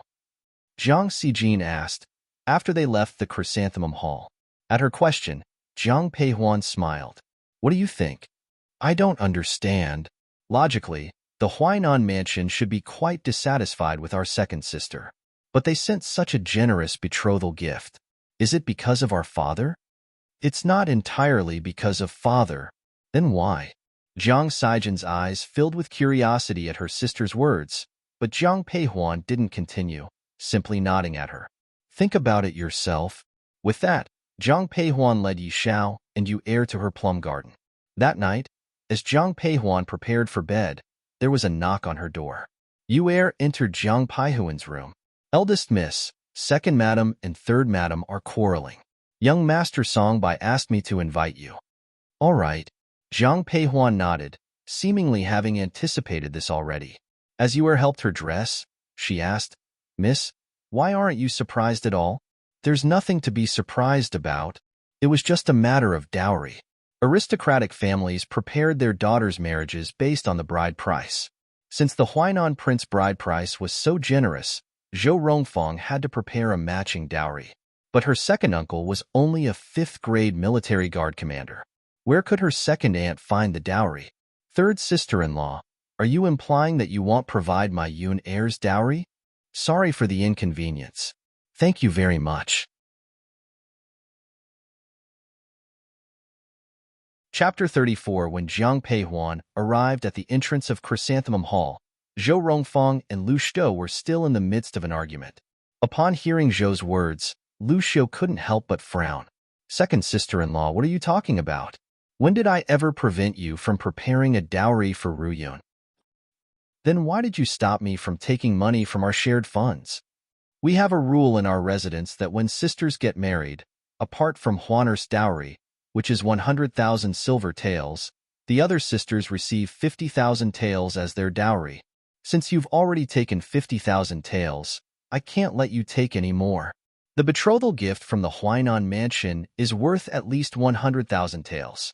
How can Yun heir manage with just 50,000 taels for her dowry? Second sister-in-law, you'll have to cover the difference yourself. If you can't do it, then neither can I. Traditionally, it had always been like this. When the lady of the house arranged a marriage for her daughter, she would use her own dowry as a supplement. Except for daughters of concubines. Lu Xiu's casual remark felt like a slap in Zhou Rongfang's face. Third sister-in-law, are you flaunting your wealth because you come from a merchant family? Second sister-in-law, what do you mean by that? Lu Xiu frowned upon hearing the word merchant. Zhou Rongfang, however, grew increasingly smug. Although my family is poor, they're proper officials, unlike you. With your lowly merchant background, second aunt, watch your words. Jiang Peihuan entered Chrysanthemum Hall with a serious demeanor and looked at Zhou Rongfang, speaking in a low, firm voice. Although third aunt comes from the Lu family, they are now royal merchants. They even have a say in the emperor's court. Moreover, third aunt is married to third uncle and is part of the Jiang family. So, second aunt, be careful with your words. Upon hearing this, Lu Xiu's eyes showed gratitude, while Jiang Songbei's eyes conveyed appreciation and anger. His mother's merchant background had led to ridicule from his second aunt since he was a child. Just as Zhou Rongfang was about to respond, the old madam's voice cut in. What are you all arguing about? The old madam had already learned of the dispute. She gave Zhou Rongfang a cold glance and said nothing more. However, seeing Jiang Peihuan, the old madam's eyes softened. Who woke you up? Come over to your grandmother. Grandmother, since this issue concerns Ruyun's dowry, I've invited Ruyun and Sijin to join us. As Jiang Peihuan finished speaking, Jiang Ruyun and Jiang Sijin entered the room. Jiang Ruyun was well aware that her dowry was the cause of the argument between her mother and Lu Xiu, and her expression was troubled. Yun heir, this matter concerns your dowry. What do you think? The old madam looked at Jiang Ruyun and asked directly. After a few seconds of silence, Jiang Ruyun replied softly, I will follow mother's decision. Upon hearing this, disappointment flickered in the old madam's eyes. Mother, you've seen the dowry from the king of Huainan's mansion. If our dowry is too modest, it won't be good for our Jiang family's reputation, so, let's take 50,000 taels from my dowry. Huan heir, what nonsense are you talking about? Upon hearing Jiang Peihuan's words, everyone had varying reactions. Jiang Ruyun and Zhou Rongfang were surprised, while the old madam's eyes blazed with anger. Jiang Peihuan smiled and held the old madam's hand. Grandmother, I'm serious. Let's not discuss the fact that I don't want to get married right now. The dowry money is useless just sitting there. Even if I do marry in the future, with you around, I'm sure I won't be mistreated. Ruyun is the first daughter of our Jiang family to get married. It's only appropriate for her dowry to be generous. So, let's take half of my dowry silver and give it to her. After all, she had no plans to get married. In this lifetime, she only wanted to protect the Jiang family. Marriage was not something she desired. However, when discussing marriage, why did she subconsciously think of that man? Forget it. Since Huan heir has said so, let's follow her suggestion. Just remember, you second branch of Jiang family, don't forget what Huan heir has done for you. Mother, rest assured, Am very grateful to Huan Huan. Zhou Rongfang was quite satisfied with this outcome, so after hearing the old madam's words, she quickly responded. With the matter resolved, Zhang Peihuan no longer wished to linger with these people. After bowing to the old madam, she softly said, Grandmother, I'll head back to sleep now. Go. Don't come by tomorrow morning. Sleep a little longer. Yes, I understand. With that, Zhang Peihuan headed straight to her plum garden. However, as she reached the door, she heard a voice behind her. Big sister? Zhang Ruyun, holding Lan Er's hand, hurried to Zhang Peihuan. Upon seeing her, surprise crossed Zhang Peihuan's eyes, but she still softly asked, What do you need? Big sister, thank you for the dowry. As Zhang Ruyun spoke, Zhang Peihuan observed her closely. Noticing the sincerity in her eyes, Zhang Peihuan shook her head. No need to thank me. I'm not doing this just for you. I'm doing it for the Zhang family. You're still in your confinement period. Go back and rest early. Zhang Ruyun wanted to say more, but ultimately, she left in silence as Zhang Ruyun's figure disappeared from the entrance of the plum garden. The expression in Zhang Peihuan's eyes changed instantly. Pulling out the long whip at her waist, she lashed out at the plum tree on her left. Who's there? Come out. Young miss, it's me. Please show mercy, Han Feng pleaded, looking at the long whip heading straight for him.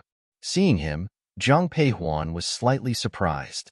She put away her long whip and asked coldly, What are you doing here? Young miss, I was ordered to deliver something to you. Han Feng explained, handing Zhang Peihuan a palm-sized box. Upon opening the box, an exquisite ruby ring was revealed. Han Feng presented the ring and said proudly, Miss, this may look like an ordinary ring, but when you press the ruby, a hidden blade inside will pop out. The blade is made of cold iron and can cut through iron effortlessly. What is King Cheng's intention in sending this ring? She inquired. I'm not sure, young Mississippi. My master only asked me to deliver the item to you. Han Feng replied hesitantly. I can't accept a reward without merit. You should take it back. Young miss, you can't abandon me in my time of need. Han Feng interrupted, kneeling before her. If not for Zhang Peihuan's status, he might have clung to her leg. Young miss, this is an order from my master. If I fail to complete it, the consequences will be dire. So, young miss, you must accept this ring. If you truly don't like it, you can return it personally to my master next time. What do you think? Sorry for the inconvenience. Thank you very much. Chapter 35. Yi Xiao looked at Han Feng's pitiful expression with disdain. However, Han Feng didn't seem to notice and continued. Young miss, you are beautiful and kind-hearted. Please consider this as saving my life. I will definitely repay you in the future. I will certainly. Enough. Zhang Peihuan interrupted, feeling that if she didn't, Han Feng could talk until dawn. I'll accept the ring. You can go back and report. Thank you. Young Mississippi. Han Feng takes his leave. Upon hearing this, Han Feng immediately stood straight, his demeanor returning to normal. His face showed no signs of sadness. Seeing him like this, Zhang Peihuan was somewhat speechless. She couldn't fathom how a man with such a cold demeanor could tolerate a subordinate with such a volatile temperament. At King Cheng's mansion, Master, embark, Han Feng announced. Xiao Nani was examining a portrait on the table. Hearing the voice, he raised his head with anticipation in his eyes. How did it go? Did she say anything? Master, not to criticize you, but others give girls gifts like jewelry. But you, if it's not a dagger, it's a concealed weapon. What do you know? Can the person I'm interested in be ordinary? Enough with the nonsense. Did she accept the gift? With me on the task, success was inevitable. Did she say anything? Hearing Xiao Nanye's question, Han Feng hesitated for a moment before responding softly. Young miss said she will thank you personally another day. Did she really say that? Joy filled the man's eyes. Seeing the expression on his master's face, Han Feng's eyes flickered, but he still nodded affirmatively. Yes. Plum garden. Achoo, miss, it's quite cold. Let me fetch a coat for you. Upon hearing Zhang Peihuan's voice, Yue hastily spoke up, but she was stopped. No need, it's getting late. You can go and rest. am going to sleep too. As she spoke, Jiang Peihuan went straight into her room. As she passed by the table, she noticed the wooden box. Jiang Peihuan opened it and put the ring on her finger. The red gemstone emitted a faint glow under the light. Her skin was much fairer than most people, making the red gemstone on her hand appear even more exquisite. Seeing the ring, Jiang Peihuan couldn't help but think of Xiao Nani. She frowned and tried to remove the ring, but Jiang Peihuan looked down at the ring on her hand, exerting more strength, but she still couldn't take it off. How could this be? After some time, Jiang Peihuan felt a bit of pain in her hand. Her previously fair fingers were already red and swollen, but the ring still wouldn't come off. "Young miss, is there a problem?" Yi Xiao was a secret guard, accustomed to watching over Jiang Peihuan. Hearing the commotion inside, she stood outside the door and asked softly, "Nothing." After Yi Xiao left, Jiang Peihuan gave up on removing the ring. If she continued, her finger would likely be injured. Although she had slept late the previous night, Jiang Peihuan still woke up early the next morning. Thinking of last night's events, she instinctively looked at her hand. The red gemstone ring rested on her middle finger. Upon closer inspection, her finger was still a bit red and swollen from trying to remove the ring. "Miss, may we come in?" Come in. After getting permission, Yue pushed the door open and entered. Seeing Jiang Peihuan already dressed, Yue couldn't help but ask, "Miss, you slept so late last night. Why are you up so early today?" "It's nothing. I just couldn't sleep." "Why is that?" "Miss Jean sleeps until 7 every morning. But Yue, how dare you gossip about me behind my back?"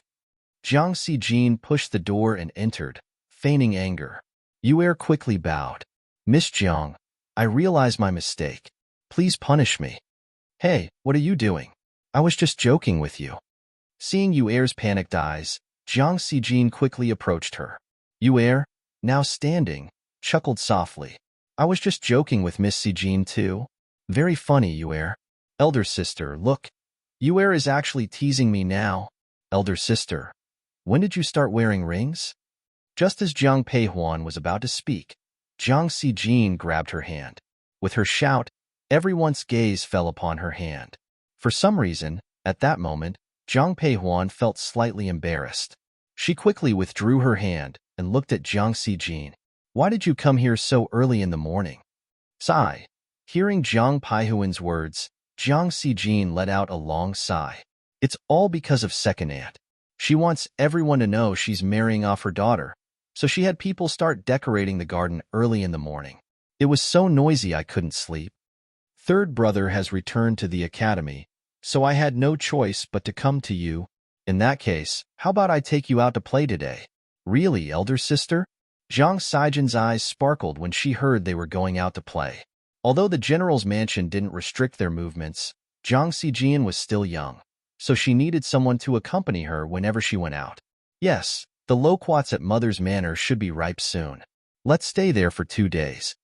That's wonderful, elder sister. Let's leave right away. Don't be hasty. We have to inform grandmother first. Seeing Jiang Sijin's delighted expression, Jiang Peihuan's mood lifted as well. Old Madame Jiang didn't object when she heard the sisters were going to the manor. Instead, she encouraged them. It's good to go out and have fun for 2 days. Just make sure to return before the wedding. Sijin, you must listen to Peihuan while at the manor, understood? I understand, grandmother. In front of the old madam, Jiang Sijin appeared obedient. After leaving the chrysanthemum hall, she excitedly grabbed Jiang Peihuan. Elder sister, let's hurry. You look like you haven't been out in ages. Elder sister, the weather is perfect for hunting. Once we reach the manor, let's go hunting on the mountain behind it. Father, mother, and big brother will return soon. I want to catch a few rabbits to make hand warmers for them. They'll come in handy when the weather gets cold. I think you just want to eat rabbit meat yourself. Elder sister, seeing the smile in Jiang Peihuan's eyes, Jiang Sijin playfully stretched her tone. Although I enjoy rabbit meat, isn't this just a bonus? Hearing this, Jiang Peihuan shook her head, and the maids nearby also giggled. When leaving the general's mansion, Jiang Peihuan brought only a few people, Yi Xiao, Lu Er, and several attendants. A single carriage sufficed. Unbeknownst to Jiang Peihuan, as soon as she left the general's mansion, two people had already departed separately from a nearby corner. Master, there's news. Sorry for the inconvenience. Thank you very much.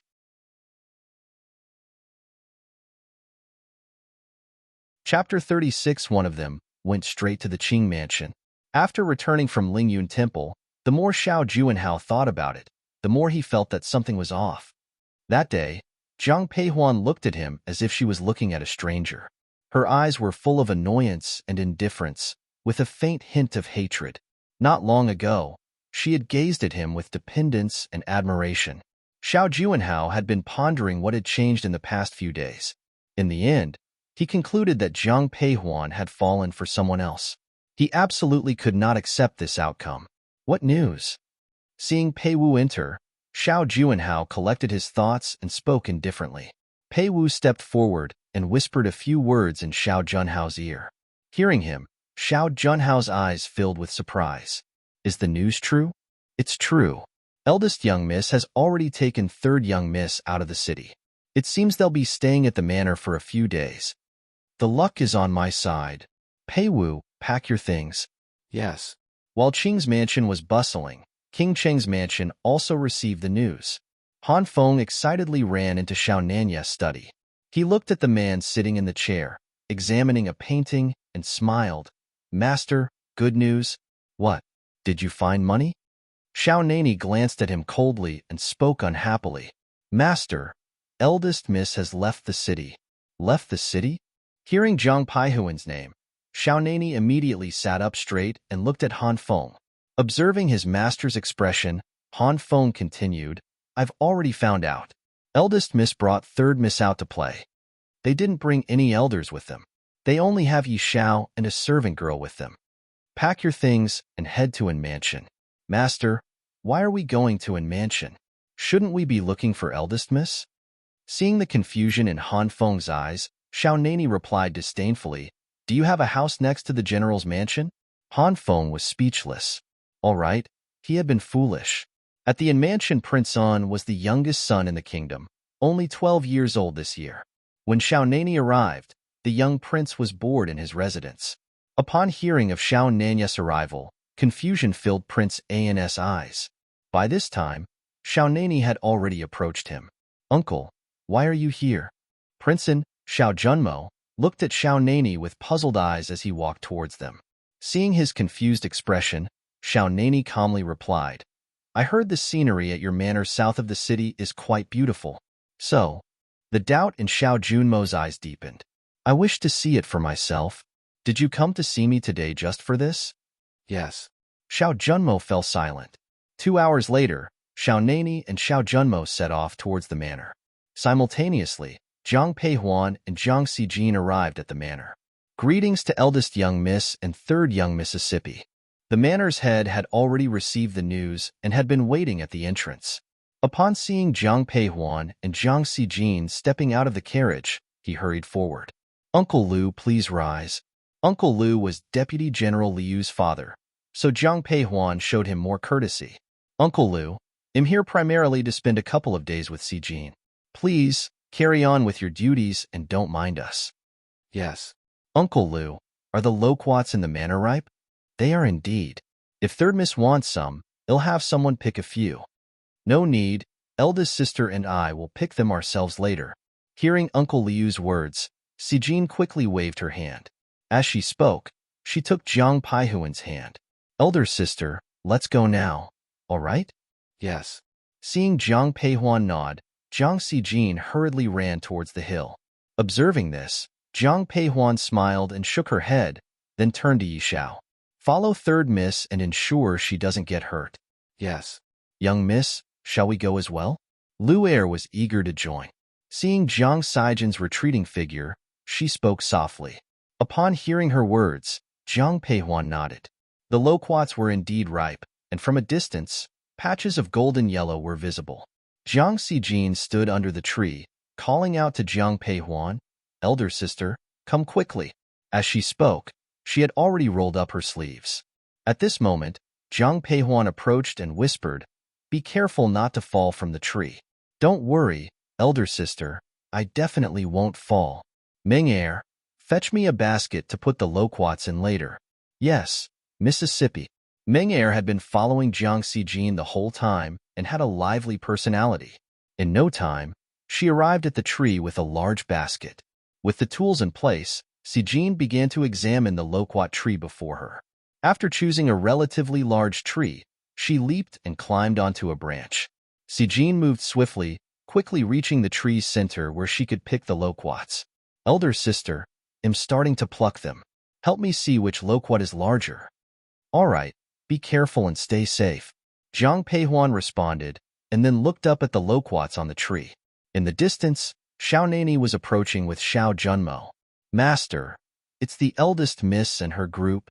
Han Feng noticed Zhang Peihuan's group from afar and quickly alerted his master.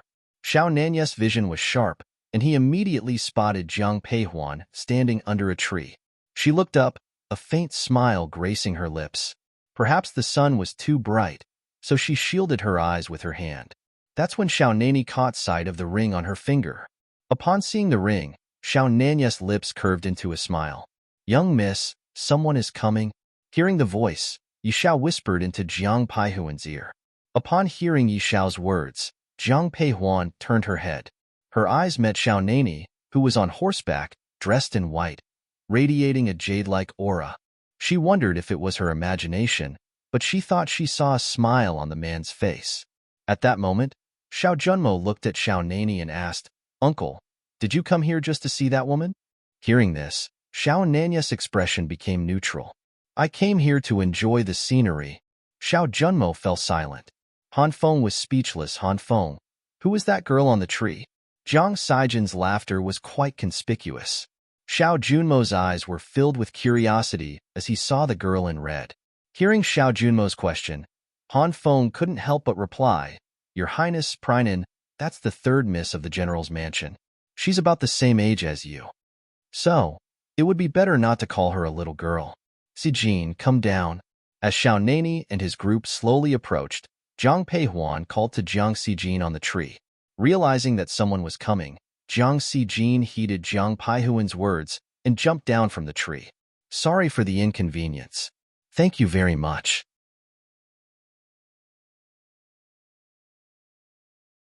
Chapter 37 Your Highness, what brings you here? When Xijin saw Xiao Nani, her eyes widened in surprise. Prince An mentioned that the scenery here is beautiful, so he invited me to come and admire it.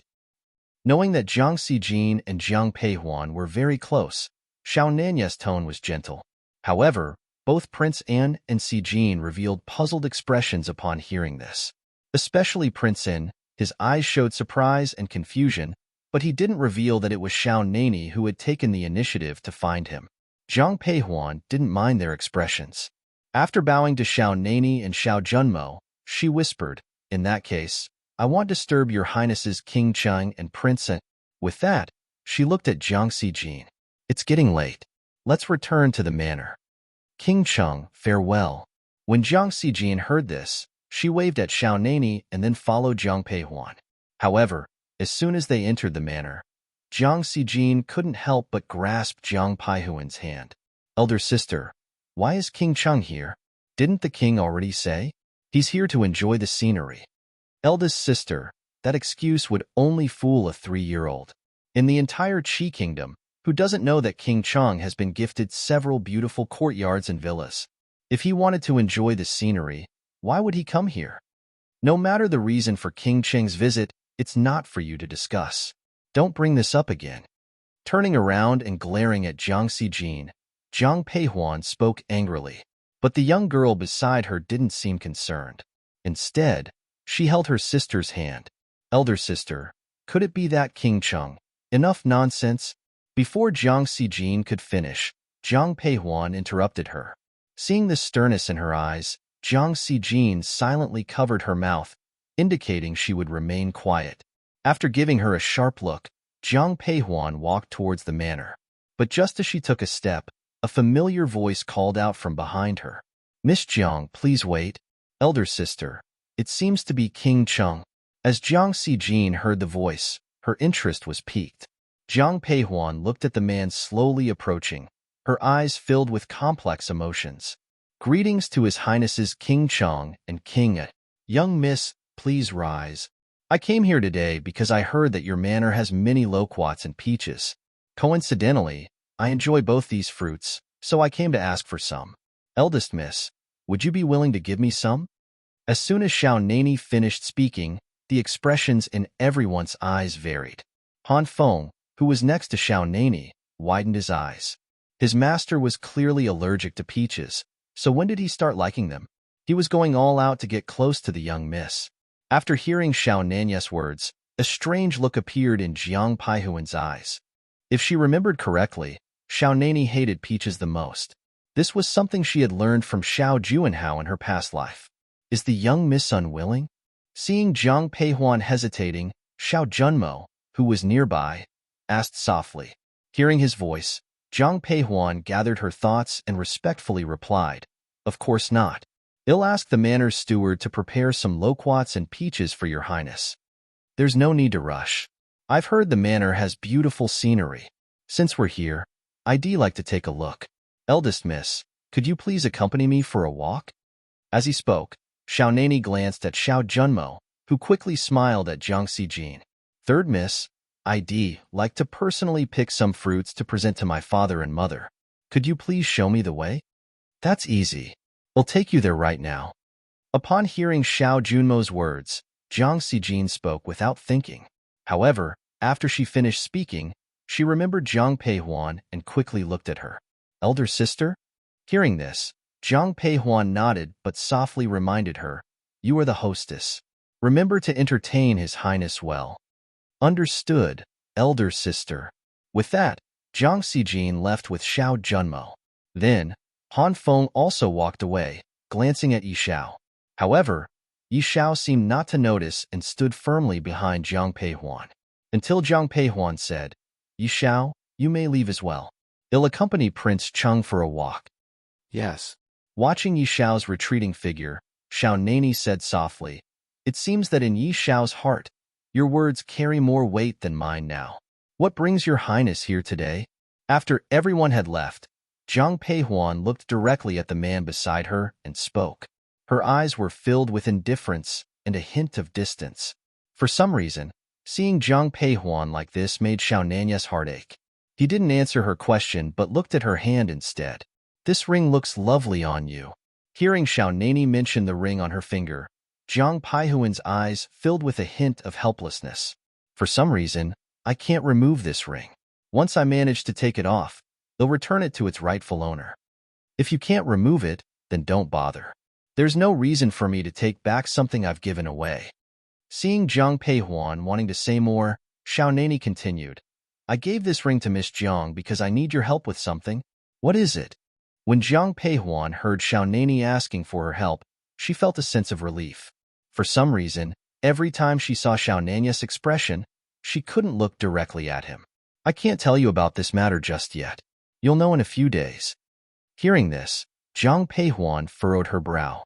Seeing the expression in her eyes, Xiao Nani smiled and reassured her, "Don't worry, Mississippi. It won't be anything that puts you in a difficult position." With that, the man walked ahead, and Jiang Peihuan had no choice but to follow. After walking some distance, a small river appeared before them. A gentle breeze blew, making it quite comfortable.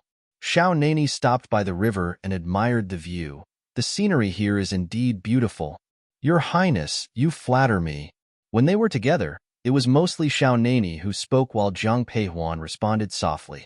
If the other young nobles of Qi Kingdom saw this scene, they would doubt their eyes. The usually cold and ruthless King Chung actually had such a gentle side. In fact, Jiang Peihuan also harbored some doubts. In her previous life, when she was with Xiao Juanhao, she had always heard people describe King Chung as a man of few words and cold-hearted. Yet, the man before her couldn't stop talking. "Elder sister? Sorry for the inconvenience. Thank you very much."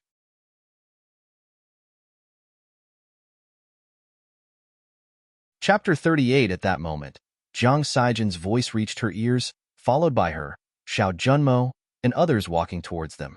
Seeing these people, Xiao Nani instantly closed his mouth and showed his usual cold expression. "Elder sister, It's getting late.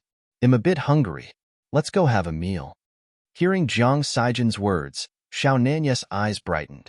He subconsciously looked at Jiang Peihuan, but just as he was about to speak, Jiang Peihuan preempted him. It's getting late, and there are no elders in the manor. I want keep your highness for dinner. Please take care, your highnesses. Hearing Jiang Peihuan's undisguised dismissal, Xiao Nanya's mouth twitched, but he didn't say anything else. Instead, he nodded at her. Then I will take my leave first. If I have time tomorrow, I will come to your manor to enjoy the scenery. After saying that, Xiao Nani left first. Princeton, Xiao Junmo, quickly followed. Elder sister, does Qingxing mean they're coming back tomorrow? Give the order to return to the residence early tomorrow morning. Jiang Peihuan didn't answer Jiang Sijin's question, but looked at Yi Xiao. Upon hearing this, Jiang Sijin looked at Xiao Nanya's back with sympathy. Soon, Jiang Peihuan left with Jiang Sijin. No one noticed two people standing on the opposite hillside. It was none other than Xiao Juanhao and Pei Wu. At this moment, Xiao Junhao's eyes were filled with coldness. He had been hesitating before, but the scene he just witnessed made him determined. Jiang Hong was about to return to the capital.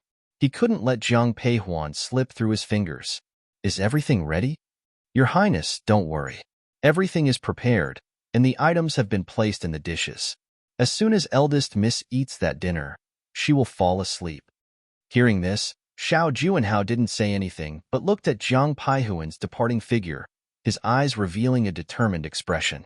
Jiang Peihuan was completely unaware of these things. Looking at the dinner on the table, Jiang Peihuan said to Yi Xiao and Lu Er, "Third miss and I can't finish these dishes. You can take some downstairs to eat." Yes, young Mississippi. Lu Er had grown up with Jiang Peihuan since childhood, so she wasn't shy. After hearing these words, she went forward to take some dishes. However, when those dishes passed by Jiang Peihuan, she frowned. Wait a moment. What's wrong, miss? Hearing Jiang Peihuan's voice, Lu Er jumped in fright. Jiang Peihuan didn't look at her but looked at Yi Xiao. Check these dishes. Yes. Upon hearing Jiang Peihuan's words, Yi Xiao knew there was something wrong with the food and quickly went forward. After carefully examining all the dishes, Yi Xiao looked at Jiang Peihuan with a troubled expression. Eldest miss, there's something wrong with these dishes. Is there a problem with the food? When Jiang Sijin, sitting next to Jiang Peihuan, heard this, her eyes widened in surprise before filling with anger. Why would there be a problem with the food? We'll go ask the kitchen staff right now. Stop, Jiang Peihuan said in a low voice as she saw Jiang Sijin stand up. Elder sister? Don't be impulsive. Calm down first, or we might alert the enemy. Jiang Peihuan then turned to Yi Xiao. What's wrong with these dishes?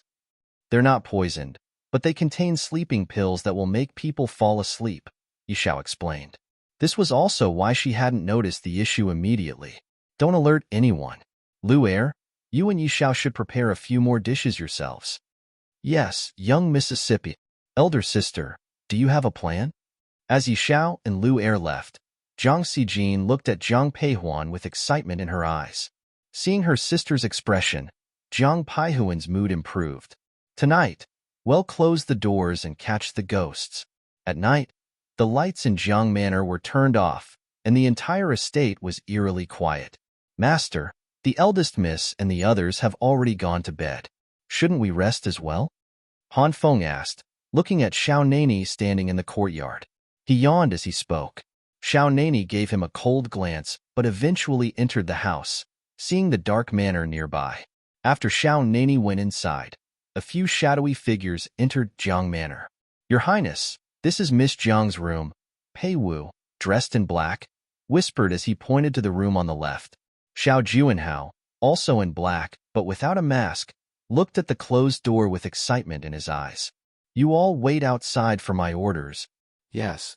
With that, Xiao Juanhao pushed open Jiang Peihuan's door. The room was pitch black, but he could still make out the bed's outline. He approached the bed, and even though it was dark, his martial artist's eyesight allowed him to clearly see Jiang Peihuan's face. He reached out and touched her face, unable to resist. Don't blame me. I gave you a chance. The skin he touched was soft and tender, and the man's eyes revealed a hint of desire. Xiao Juanhao lifted Jiang Peihuan's blanket and lowered his head. At this moment, Jiang Peihuan, who should have been unconscious, opened her eyes. Her eyes were filled with hatred as she looked at Xiao Juanhao, who was approaching her. She raised her hand and whipped the person in front of her. Ah! Jiang Peihuan's whip struck Xiao Junhao's face without any bias, causing the man to scream. Looking at Jiang Peihuan sitting on the bed, Xiao Juanhao covered his face and said with a dark expression, "You didn't faint." "Ha!" Jiang Peihuan just sneered, gripped the whip in her hand, and lashed out. However, Xiao Juanhao managed to dodge this attack. "Jiang Peihuan, you forced me to do this." Xiao Juanhao couldn't hide the fact that he knew martial arts and attacked directly. Jiang Peihuan was a little shocked when she held his hand. She did not expect Xiao Juanhao to be so strong at this time, even stronger than her in just a moment. Jiang Peihuan's wrist was also grabbed by Xiao Juanhao, who forcefully suppressed her hands. Xiao Junhao's eyes were cold as he said, "You don't know how to appreciate kindness. Today, I will make you." Oh! Suddenly, he felt a sharp pain in his heart. He couldn't help but lower his head, only to see the ring on Jiang Peihuan's hand. Jiang Peihuan didn't expect that the ring would come in handy. However, when she saw Xiao Juanhao, who had flipped over and fallen to the ground, her eyes turned ugly. She got off the bed and used her hand to feel under his nose. When she felt that he was still breathing, she heaved a sigh of relief. No matter how much she hated him, she couldn't kill him now. "Han Feng, take these people down." At this moment, the door was kicked open. "Sorry for the inconvenience." "Thank you very much."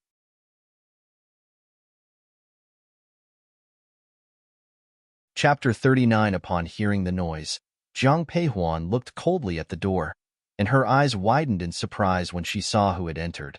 When Xiao Nani entered the room, his gaze immediately fell on Jiang Peihuan. "Are you injured?" As he spoke, he carefully examined her, and upon seeing no wounds, he breathed a sigh of relief. When he turned to look at the person lying on the ground, his eyes were filled with menace. "Thank you for your concern, Your Highness. I am unharmed. But what brings you here?" "I heard some commotion from your side and brought people to help." "Master, we've captured them all." At this moment, Han Feng entered Jiang Peihuan's room. Seeing Xiao Juanhao lying on the ground, he felt sympathy for him. Out of all people, Xiao Juanhao had targeted someone his master was interested in. "Kill them all." Without hesitation, Xiao Nani coldly ordered, his eyes filled with fury. Han Feng signaled to the people in the courtyard, and within an instant, all those who came with Xiao Juanhao were taken away. At that moment, Pei Wu, filled with anger, yelled at Xiao Nani, "King Cheng, our prince is also a prince personally appointed by the emperor. You have no right to kill people from Qing Mansion. Spare his life." Xiao Nani glanced at Pei Wu and spoke softly. Then, Xiao Nani looked down at Xiao Juanhao on the ground. With a sudden change of expression, he kicked Xiao Juanhao out of the door, sending him tumbling into the courtyard. When Jiang Xijin arrived with her people, she saw Xiao Juanhao being thrown out of Jiang Peihuan's room by Xiao Nani like garbage. Xiao Juanhao spat blood onto the ground. Upon witnessing this, Pei Wu rushed to Xiao Junhao's side, worry in his eyes, and called out, "Your Highness?" However, Xiao Juanhao was unconscious, showing no response. Pei Wu glared angrily at Xiao Nani. "In this world, there's nothing I cannot do. I spare your life so you can relay this message to Xiao Juanhao. If there's a next time, he won't be able to bear the consequences. Get lost already. Do you really want to see your prince die?" Concerned that Xiao Juanhao might actually die, Han Feng angrily yelled at Pei Wu. Hearing this, Pei Wu quickly lifted Xiao Juanhao onto his back. After Xiao Juanhao had left, Xiao Nani looked at the indifferent Jiang Peihuan. "To avoid any further complications, miss, you should return to your residence as soon as possible.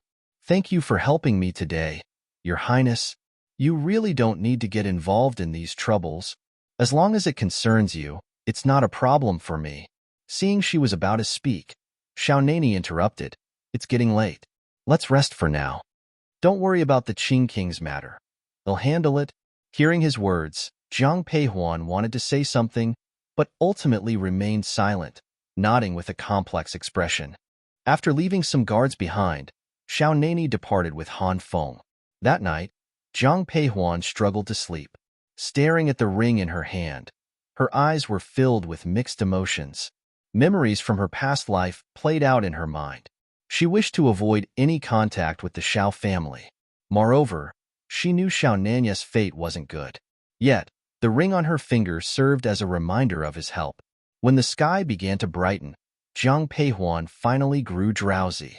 Just as she started to drift off, she heard Jiang Sijin's voice from outside. "Elder sister?" Moments later, Zhang Peihuan composed herself and joined Jiang Sijin in the carriage. "Elder sister, are you worried about what happened last night?" Jiang Sijin asked softly upon seeing Jiang Peihuan's troubled expression. Hearing her sister, Zhang Peihuan snapped back to reality. She glanced at Jiang Sijin and whispered, "Keep last night's events to yourself. Shouldn't we tell grandmother?" "No need.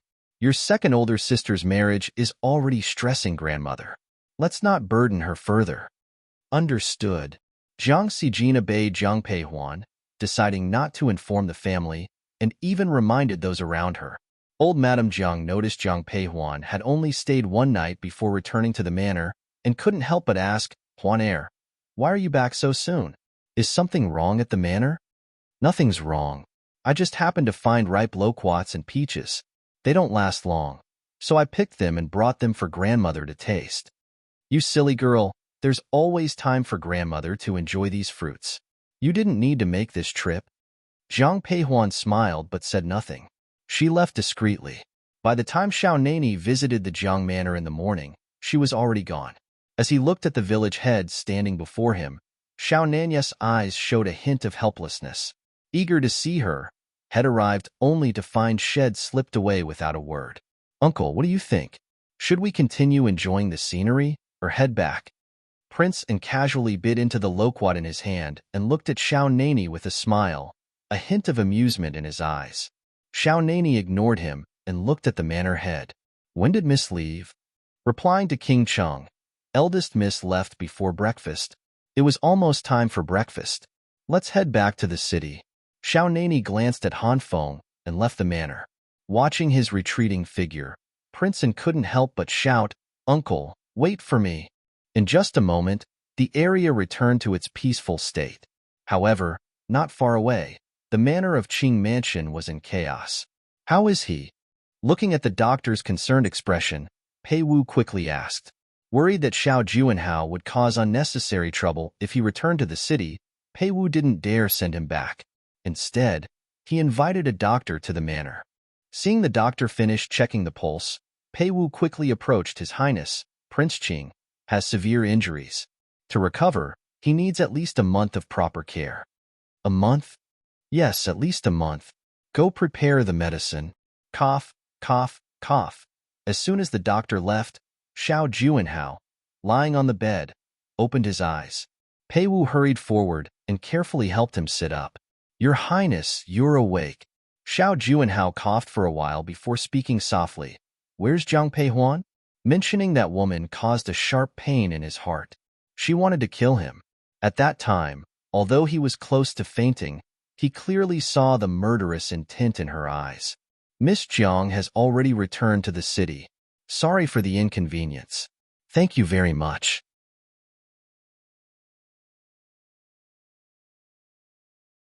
Chapter 40. As soon as Pei Wu finished speaking, Xiao Juanhao spat out more blood and fainted again. The entire manor descended into chaos once more. Time flew by, and soon it was Zhang Ruyan's wedding day. The entire Zhang residence was decorated with joy and celebration.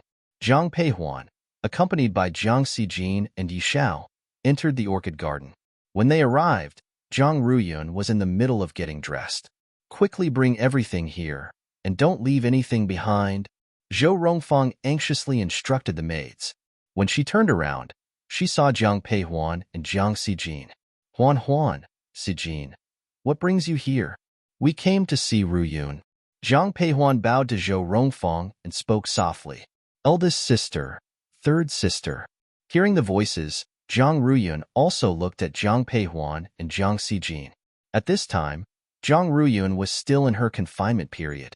However, after a few days of rest, Her complexion had improved significantly. Approaching her, Jiang Peihuan handed her a box. Big sister, what's this? Looking at the box presented to her, Jiang Ruyun's eyes were filled with curiosity. Jiang Peihuan remained silent, placing the box on the table beside her. This is my makeup gift for you. Hearing Jiang Peihuan's words, Jiang Ruyun opened the box on the table. Inside was a pair of violet jade bracelets. She recalled asking Jiang Peihuan for these bracelets many times, but her sister never gave them to her. Seeing the jade bracelets now, Jiang Ruyun's eyes held a hint of complexity. Eldest sister, aren't these your favorite bracelets?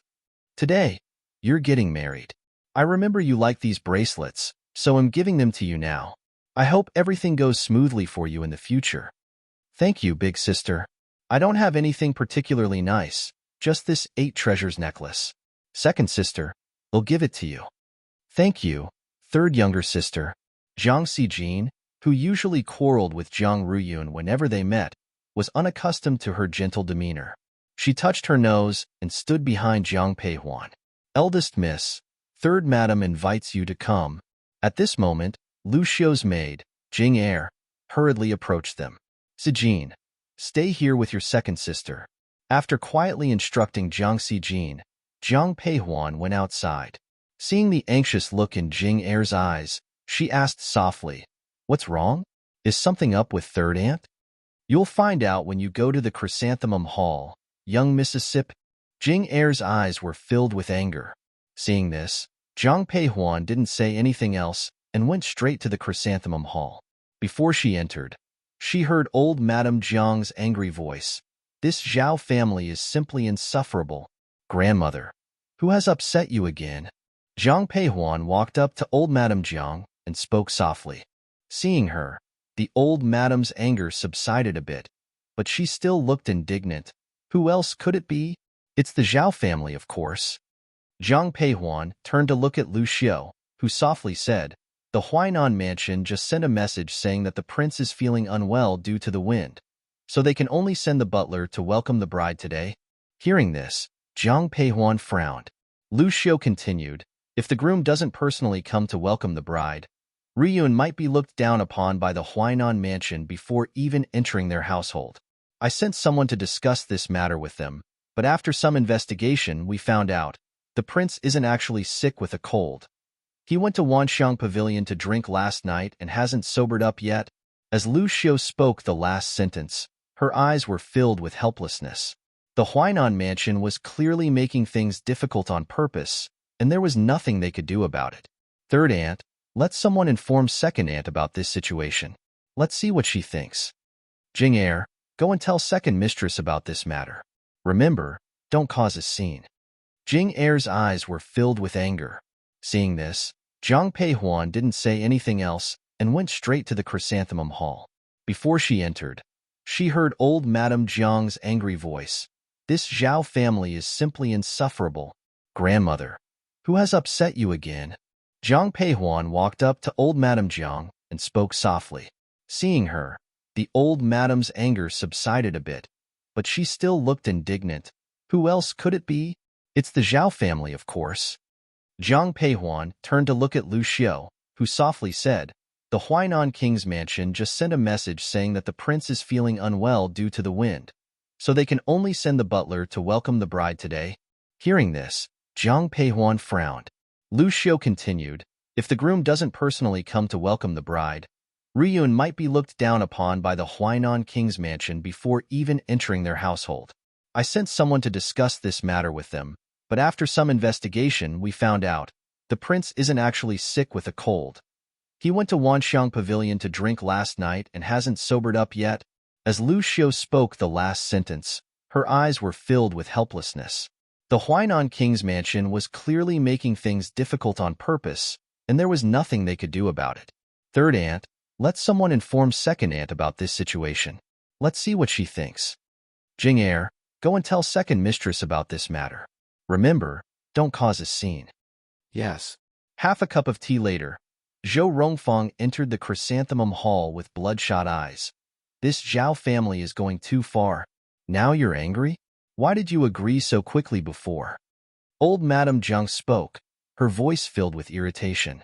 Seeing that the old madam was about to get angry again, Jiang Peihuan quickly said, "Grandmother, second aunt, I have a solution for this problem." "What solution?" Hearing this, they all looked at Jiang Peihuan. Facing their gazes, she calmly said, "Since the prince can't come to pick up the bride, let's postpone the wedding. Whenever the prince can come to get the bride, the wedding will continue." "What if the Huainan mansion changes their mind?" "Second aunt, father and second uncle will return to the capital soon. If the Huainan mansion dares to cancel the engagement, our Jiang family won't be easily bullied." "Yes, second sister-in-law, you must be firm now. Or how will Ruyun face the people of Huainan mansion in the future?" "All right, you go to the Zhao family now and tell them the wedding is to be, old madam. The people from Huainan mansion have come to welcome the bride." Before the old madam could finish speaking, Nanny Sue pushed the door open and walked in. "Who's here to welcome the bride?" "It's the prince." Upon hearing this, Jiang Peihuan's eyes flashed with surprise. However, when she saw Zhao Yong beside Zhao Fucking, she understood why Zhao Fucking had come. Zhao Fucking was led directly to the chrysanthemum hall. Although he was wearing wedding clothes, his face was deathly pale, and a strong smell of alcohol lingered on him. Upon seeing Zhao Fucking like this, Zhou Rongfeng's eyes were filled with anger, but she dared not speak up. The old madam didn't even want to glance at Zhao Fucking. "Old madam, I'm here to fetch you an heir," said Zhao Fucking, bowing perfunctorily in front of old Madame Jiang. If the king of Huainan hadn't forced him to come, he wouldn't be here today. "Old madam, please forgive me."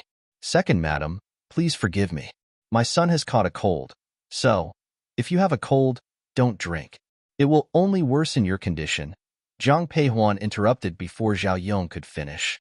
Hearing this, Zhao Yong's face stiffened, and Zhao Fucking's eyes revealed an ugly expression. "All right, second branch of the Jiang family, take the prince to the orchid garden," said the old madam, addressing Zhou Rongfang, not wanting to say anything more. Weddings in the Qi kingdom usually took place at night, though some families opted for daytime ceremonies to save trouble. When Zhao Fucking was brought to the orchid garden, Zhang Ruyun was still getting ready. When she came out, Zhao Fucking's eyes were filled with impatience. Just as he was about to lose his temper, he heard a voice by his ear. "Young miss, His Highness King Chang has arrived." Then, Jiang Peihuan saw a man dressed in white striding towards them. Upon seeing Xiao Nani, Zhao Fucking instantly became well-behaved. "Second madam, I have come especially today to bring you a gift," Xiao Nani said as he glanced at Han Feng. After the items were presented, he took his place beside Jiang Peihuan. "Sorry for the inconvenience." "Thank you very much."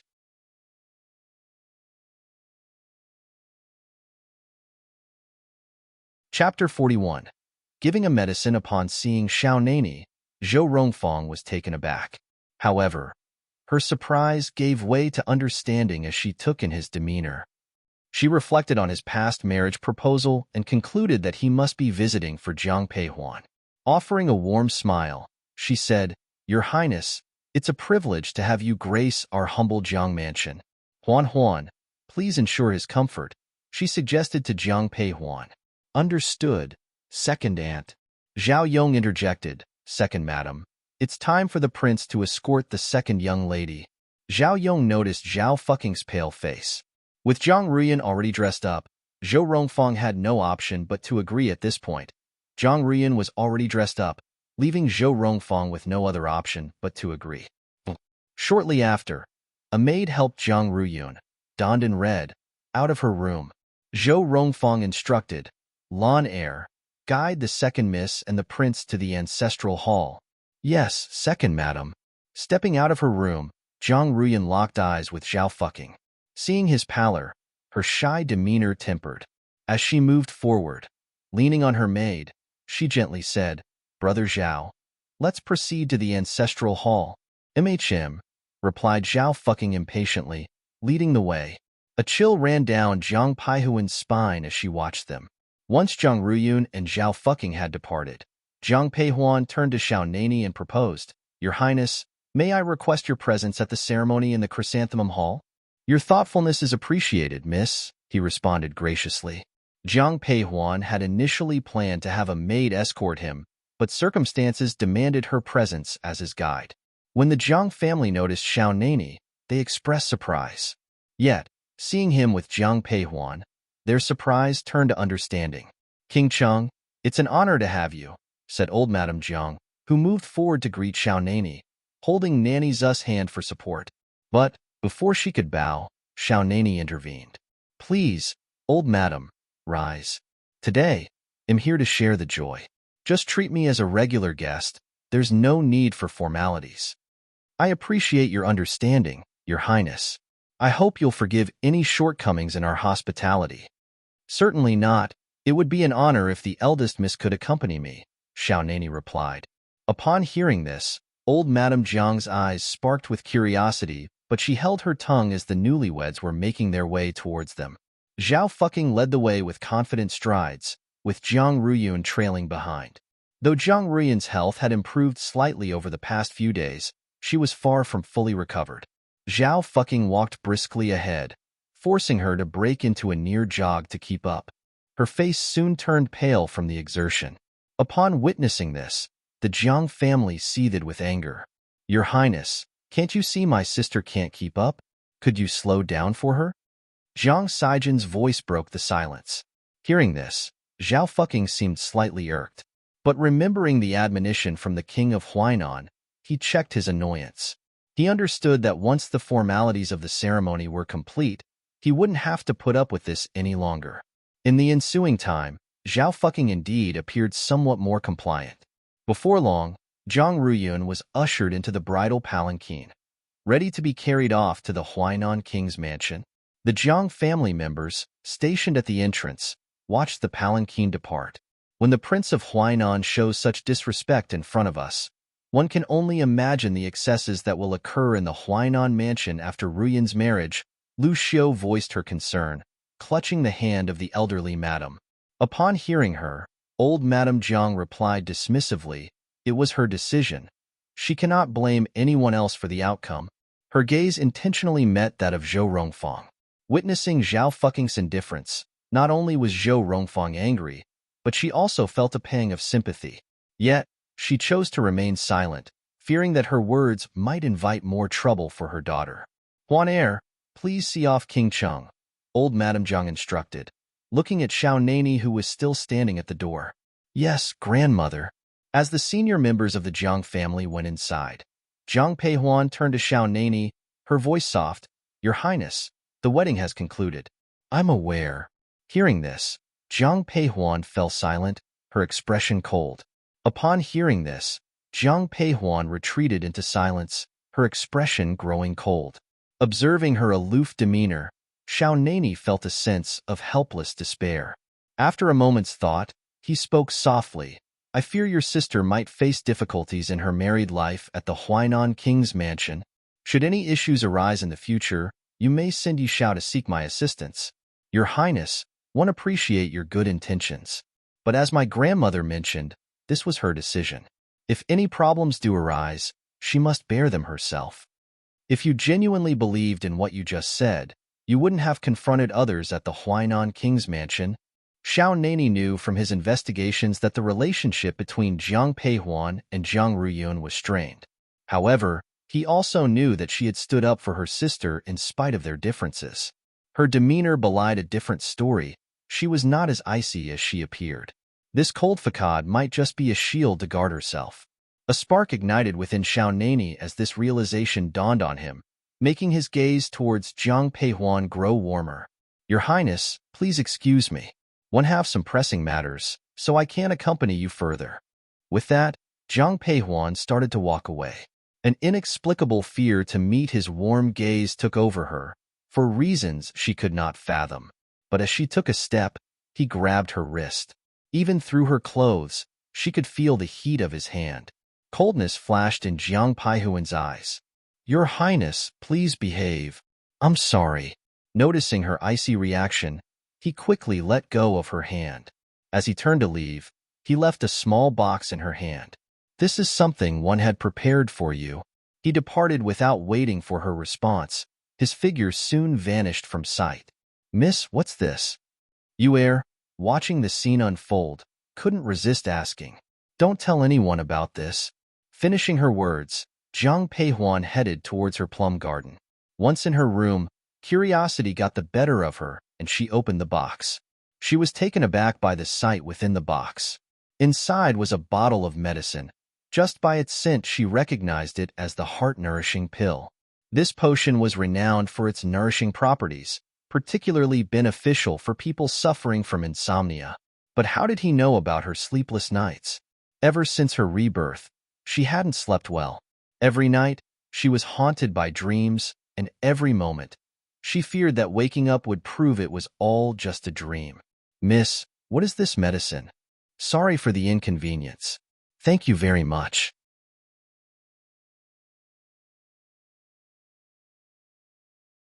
Chapter 42. To the Huainan mansion, Yu Er stared at the medicine bottle in the box, her confusion deepening. Zhang Peihuan's next actions puzzled her even more. Put the medicine away and remind me to take it every night. Understood, Mississippi. As Yu Er complied, Zhang Peihuan felt somewhat puzzled. She had hidden her insomnia well. Nobody in the Zhang family knew about it. How did he find out? Master, one believe the young lady has accepted your medicine. Han Feng spoke softly from behind a tree outside the plum garden, glancing at Xiao Nani, who was intently observing the garden. Only after the door closed did Xiao Nani look away. Upon seeing Han Feng still watching him, Xiao Nani grumbled, "Why are you still standing here? Let's move." With that, Xiao Nani quickly departed, leaving Han Feng smirking behind him. After dinner, Yu Er placed the heart-nourishing pill beside Zhang Peihuan. "You all don't need to stay here. Go and rest," Zhang Peihuan said softly, taking the medicine from Yu Er. Accustomed to Zhang Peihuan's nighttime solitude, Yu Er obediently left the room. Zhang Peihuan leaned against the bed with a book. Whether it was the medicine or tiredness, she started feeling sleepy after reading for a while. She slept well that night, only to be awakened by a knock at the door. "Yu Er, let's open the door." The young lady usually wakes up early. I wonder why she's still asleep today. It's rare for the young lady to have a good sleep, and these people had to disturb her, Yu Er grumbled, her eyes flashing with anger. "Let's go in." After pushing open the door, they found Zhang Peihuan lifting her bed curtain. Yu Er rushed forward to help. "Miss, are you awake?" Zhang Peihuan nodded, feeling relaxed and refreshed. The heart-nourishing pill had indeed worked. "What is it?" she asked. "Eldest Miss, Lan Er is here." Lan Er? Hearing this name, Zhang Peihuan frowned. Lan Er was Zhang Ruyan's personal maid and had just gone to Huainan Mansion yesterday. What happened? I'm not sure about the details, but one heard Lan Er went to the Chrysanthemum Hall. Third Madam sent Jing Er to get you. She wants you to go over. As she finished speaking, Yu Er had already tidied up for Zhang Peihuan. Let's go to the Chrysanthemum Hall. Zhang Peihuan, along with Yishao and Lu Er, headed towards the Chrysanthemum Hall. They hadn't even reached the gate when they heard the sobs of Lan Er. "Old Madam, you must save the second Mississippi. She's been bleeding all night." And they didn't even call a doctor from the palace. One had no choice but to run back. Entering the hall, Zhang Peihuan saw the clear finger marks on Lan Er's face. Grandmother, second aunt, third aunt, Lan Er. Upon seeing Zhang Peihuan, everyone in the room seemed relieved. Especially Zhou Rongfang. She grabbed Zhang Peihuan's hand. "Huan, what should we do? Ruyun seems on the verge of death." Tears filled Zhou Rongfang's eyes. Lu Xiao, despite her indifference towards the second madam, couldn't help but feel sympathy for her in this state. She comforted her, "Second aunt, don't panic, we will find a way." Zhou Rongfang replied, "What can I possibly do? Ruyun got married just yesterday. I can't possibly bring her back today." Zhang Peihuan interjected, "Who said you can't?" "Huan Er. You mean?" "Second aunt. If Ruyun can't even keep her life, what's the point of minding these trivial matters?" Zhang Peihuan responded firmly to Zhou Rongfang's gaze. She then turned towards old Madame Jiang and softly said, "Grandmother, one will go to Huainan Palace to check on her. Don't worry." Upon hearing this, the old madam nodded. She said quietly, "You should go check. If it's just an accident, don't spread it. If it truly is Huainan Mansion's fault, don't be scared." Ruyun is our family's daughter. We won't let her suffer needlessly. Understood, grandmother. Don't worry. After reassuring the old madam, Jiang Peihuan left the chrysanthemum hall. As soon as she left the chrysanthemum hall, a cold look replaced the concern in Jiang Peihuan's eyes. Do we need to prepare a carriage, eldest miss? Deputy General Liu quickly asked when he saw Jiang Peihuan exiting the main gate. Shaking her head, Jiang Peihuan softly said, "No need." She whistled, and the sound of horse hooves echoed shortly after. Her horse, Lai Feng, ran to her side and came to a halt. Climbing onto the horse, Jiang Peihuan took the reins. "Elder sister, let me go with you."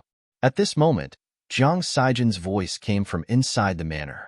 She looked at Jiang Peihuan sitting on the horse and quickly spoke up. Jiang Peihuan shook her head. "This matter isn't simple. You stay home, I will go alone." "Eldest sister, didn't you say we, as the Jiang family, share in glory and loss together?" 1 a.m. also part of the Jiang family. Jiang Sijin approached Jiang Peihuan, determination shining in her eyes. When Jiang Peihuan remained silent, Jiang Sijin continued, "If you want take me now, I'll go by myself later." Upon hearing this, Jiang Peihuan revealed a faint smile. She looked at Deputy General Liu. "Prepare a horse for the 3rd Mississippi." "Yes, eldest Mississippi. Miss, one will be by your side. My duty is to keep you safe," Yi Xiao said and followed behind closely. Jiang Peihuan nodded and said nothing. The trio immediately embarked on a journey to Huainan Mansion on horseback. Upon reaching the gate, Jiang Peihuan turned to Yi Xiao, instructing her, "Knock on the door." Understood. Yi Xiao promptly dismounted and rapped on the grand door of the Huainan King's mansion. The door was promptly answered. However, upon noticing Jiang Peihuan perched on her horse, the gatekeeper instinctively moved to shut the door. Witnessing this, a shadow of sternness passed over Jiang Peihuan's eyes. She swiftly reached for the black whip hanging from her waist, flinging it towards him. The gatekeeper was instantly flung to the side, leaving Yi Xiao to open the door. Entering the premises on horseback, Jiang Peihuan was quickly followed by the gatekeeper who cried out, "Quickly, notify the queen." In her past life, Jiang Peihuan had visited the Huainan mansion, so she knew where to go. She rode her horse straight there. "Miss, please stop." When Jiang Peihuan got to the main door of the backyard, she was stopped by Zhao Yong, who seemed to come out of nowhere. "Butler Zhao," she said, "I wish to see my younger sister. Sorry for the inconvenience." "Thank you very much."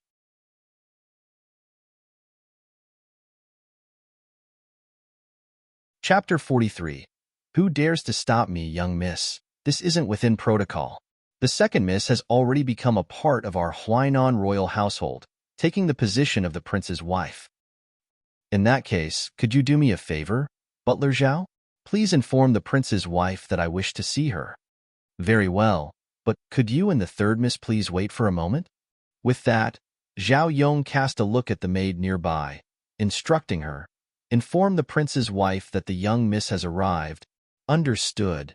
Upon hearing Zhao Yong's command, the maid swiftly headed into the main estate.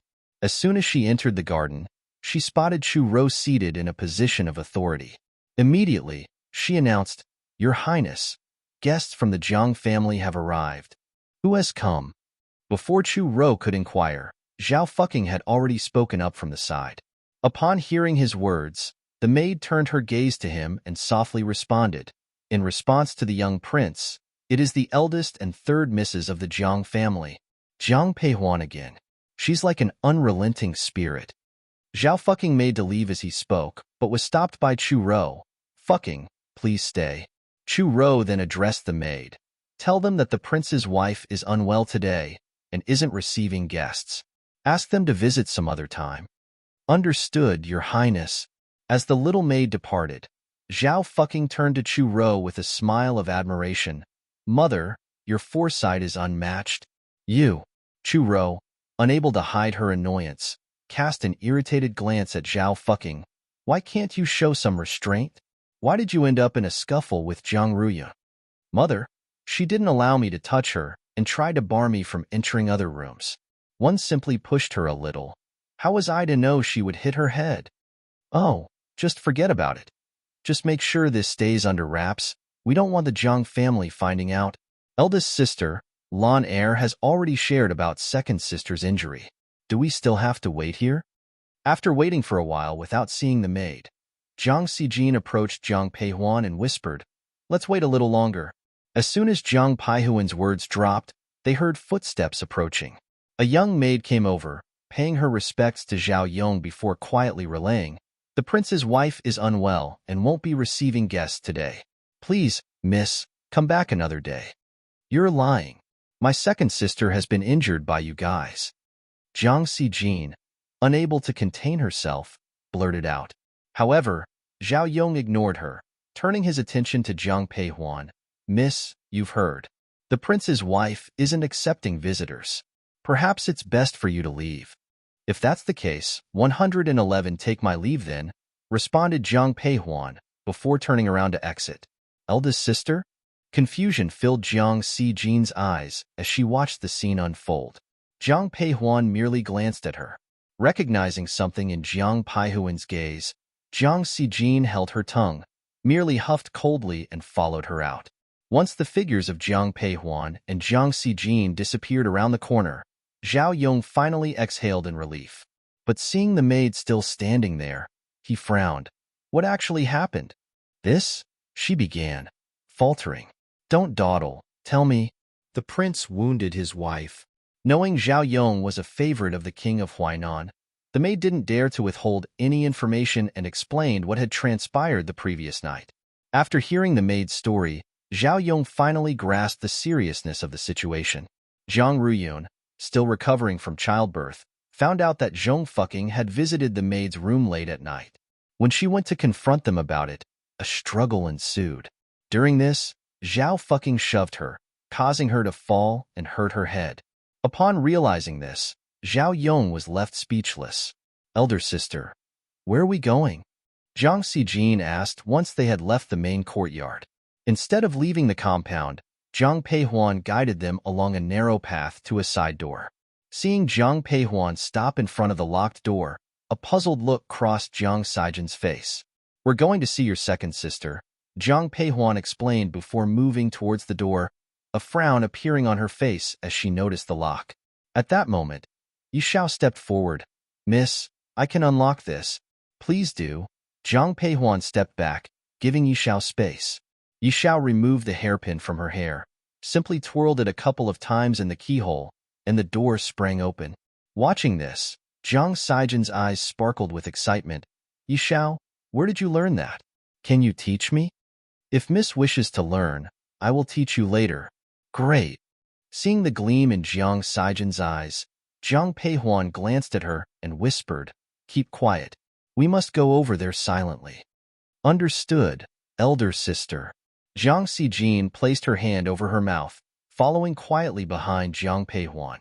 In a moment, they found themselves standing outside Jiang Ruyun's house. You all."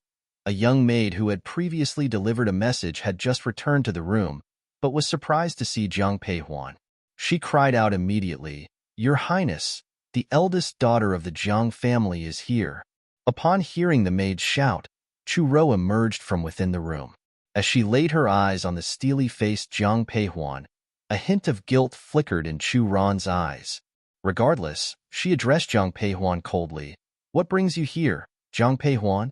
"Queen of Huainan, this morning, my younger sister's maid returned home, injured all over. She claimed my sister had been seriously hurt by people at Huainan Mansion," Jiang Peihuan said. "Ridiculous.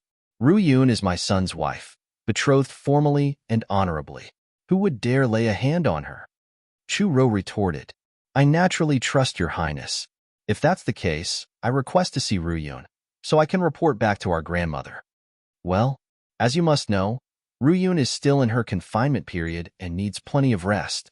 If, your highness, by avoiding my request, you seem to be lying." Before Chu Rou could finish her sentence, Jiang Xijin cut in and called into the room, "Second sister, are you there?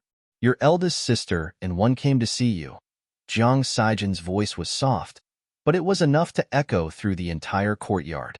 Witnessing this, Chu Ran's eyes burned with fury. "Jiang Peihuan, what are you implying? Your Highness, I am determined to see Ruyun today. One hope you will forgive me. Finishing her sentence, Zhang Peihuan took a step forward, only for Chu Rou to block her path. One would like to see who dares. Seeing this, the smile in Zhang Peihuan's eyes faded, replaced by a fierce glare. In that case, forgive me for any rudeness. With these words, Zhang Peihuan pulled out a long black whip from her waist. Not to be outdone, Jiang Xijin withdrew her own red whip. You all. Anyone who dares to interfere, don't blame my whip for not being merciful. With that, Zhang Peihuan swung her whip. The black whip cracked through the air, causing the maids who were about to step forward to retreat in fear.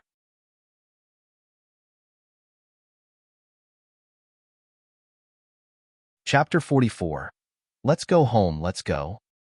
Without another word, Zhang Peihuan entered the house. Inside, Zhao Fucking was seated. He jumped up as she came in. Zhang Peihuan, you dare too. His sentence was abruptly cut short by a cry of pain. Before Zhao Fucking could react, Zhang Peihuan had hit him across the face with her whip. By this point, Zhang Peihuan had advanced further into the room. As she walked in, a heavy, metallic smell of blood reached her. She followed the smell with her gaze and saw Zhang Ruyun, unconscious on the bed. Eldest sister, what's happened to second sister? Jiang Xijin hurried to her side. Seeing the bandages on Zhang Ruyun's head made her eyes red with worry. Zhang Ruyun's face was as pale as a ghost, the blood stains on her bandages shockingly visible. Yi Xiao. Zhang Peihuan's eyes turned icy as she assessed the situation. At her call, Yi Xiao quickly moved to hold Zhang Ruyun's hand. After checking her pulse, she whispered, "The second miss has a head wound and lost a lot of blood, causing her to pass out." While speaking, Yi Xiao took a pill from her bag and placed it in Zhang Ruyun's mouth. A moment later, Zhang Ruyun opened her eyes. "Second sister, you're awake. How do you feel? Is there anywhere else that hurts?"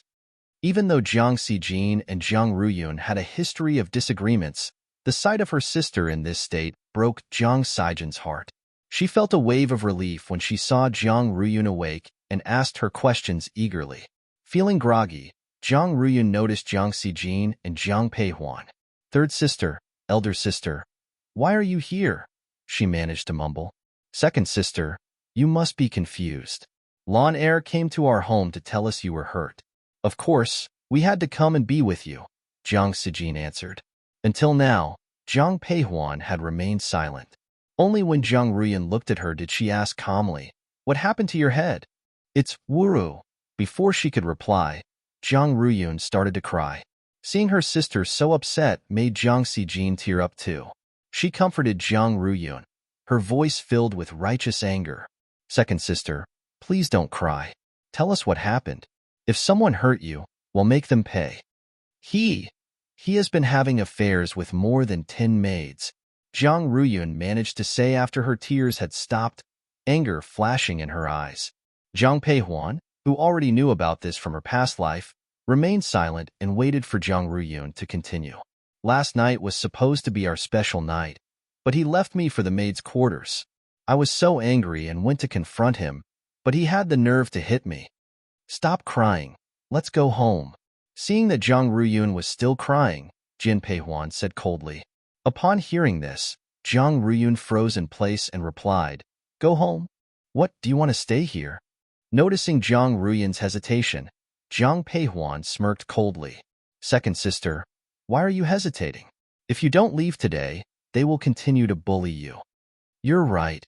Zhang Xijin's words seemed to jolt Zhang Ruyun back to her senses. Throwing off her blanket, she turned to Zhang Peihuan. "Elder sister, I'll come with you." "Xijin, assist your second sister." "Yes, eldest sister." With that, Zhang Peihuan marched towards the exit, her hand tightly gripping her whip. As she observed the departing figure of Zhang Peihuan, Zhang Ruyun's eyes welled up with a storm of emotions. "Queen of Huainan, if your mansion can't provide for my sister, I'll bring her back home." Just as Zhang Peihuan approached the door, she saw Chu Rou in the courtyard, accompanied by Zhao Fucking and Zhao Yong. Seeing this, Yi Xiao stealthily pulled out a tiny bug from her bag and tossed it on the ground. On hearing Jiang Peihuan's words, Chu Rao's eyes turned cold. Jiang Peihuan, you should understand that Jiang Ruyun is now a part of the Huainan mansion.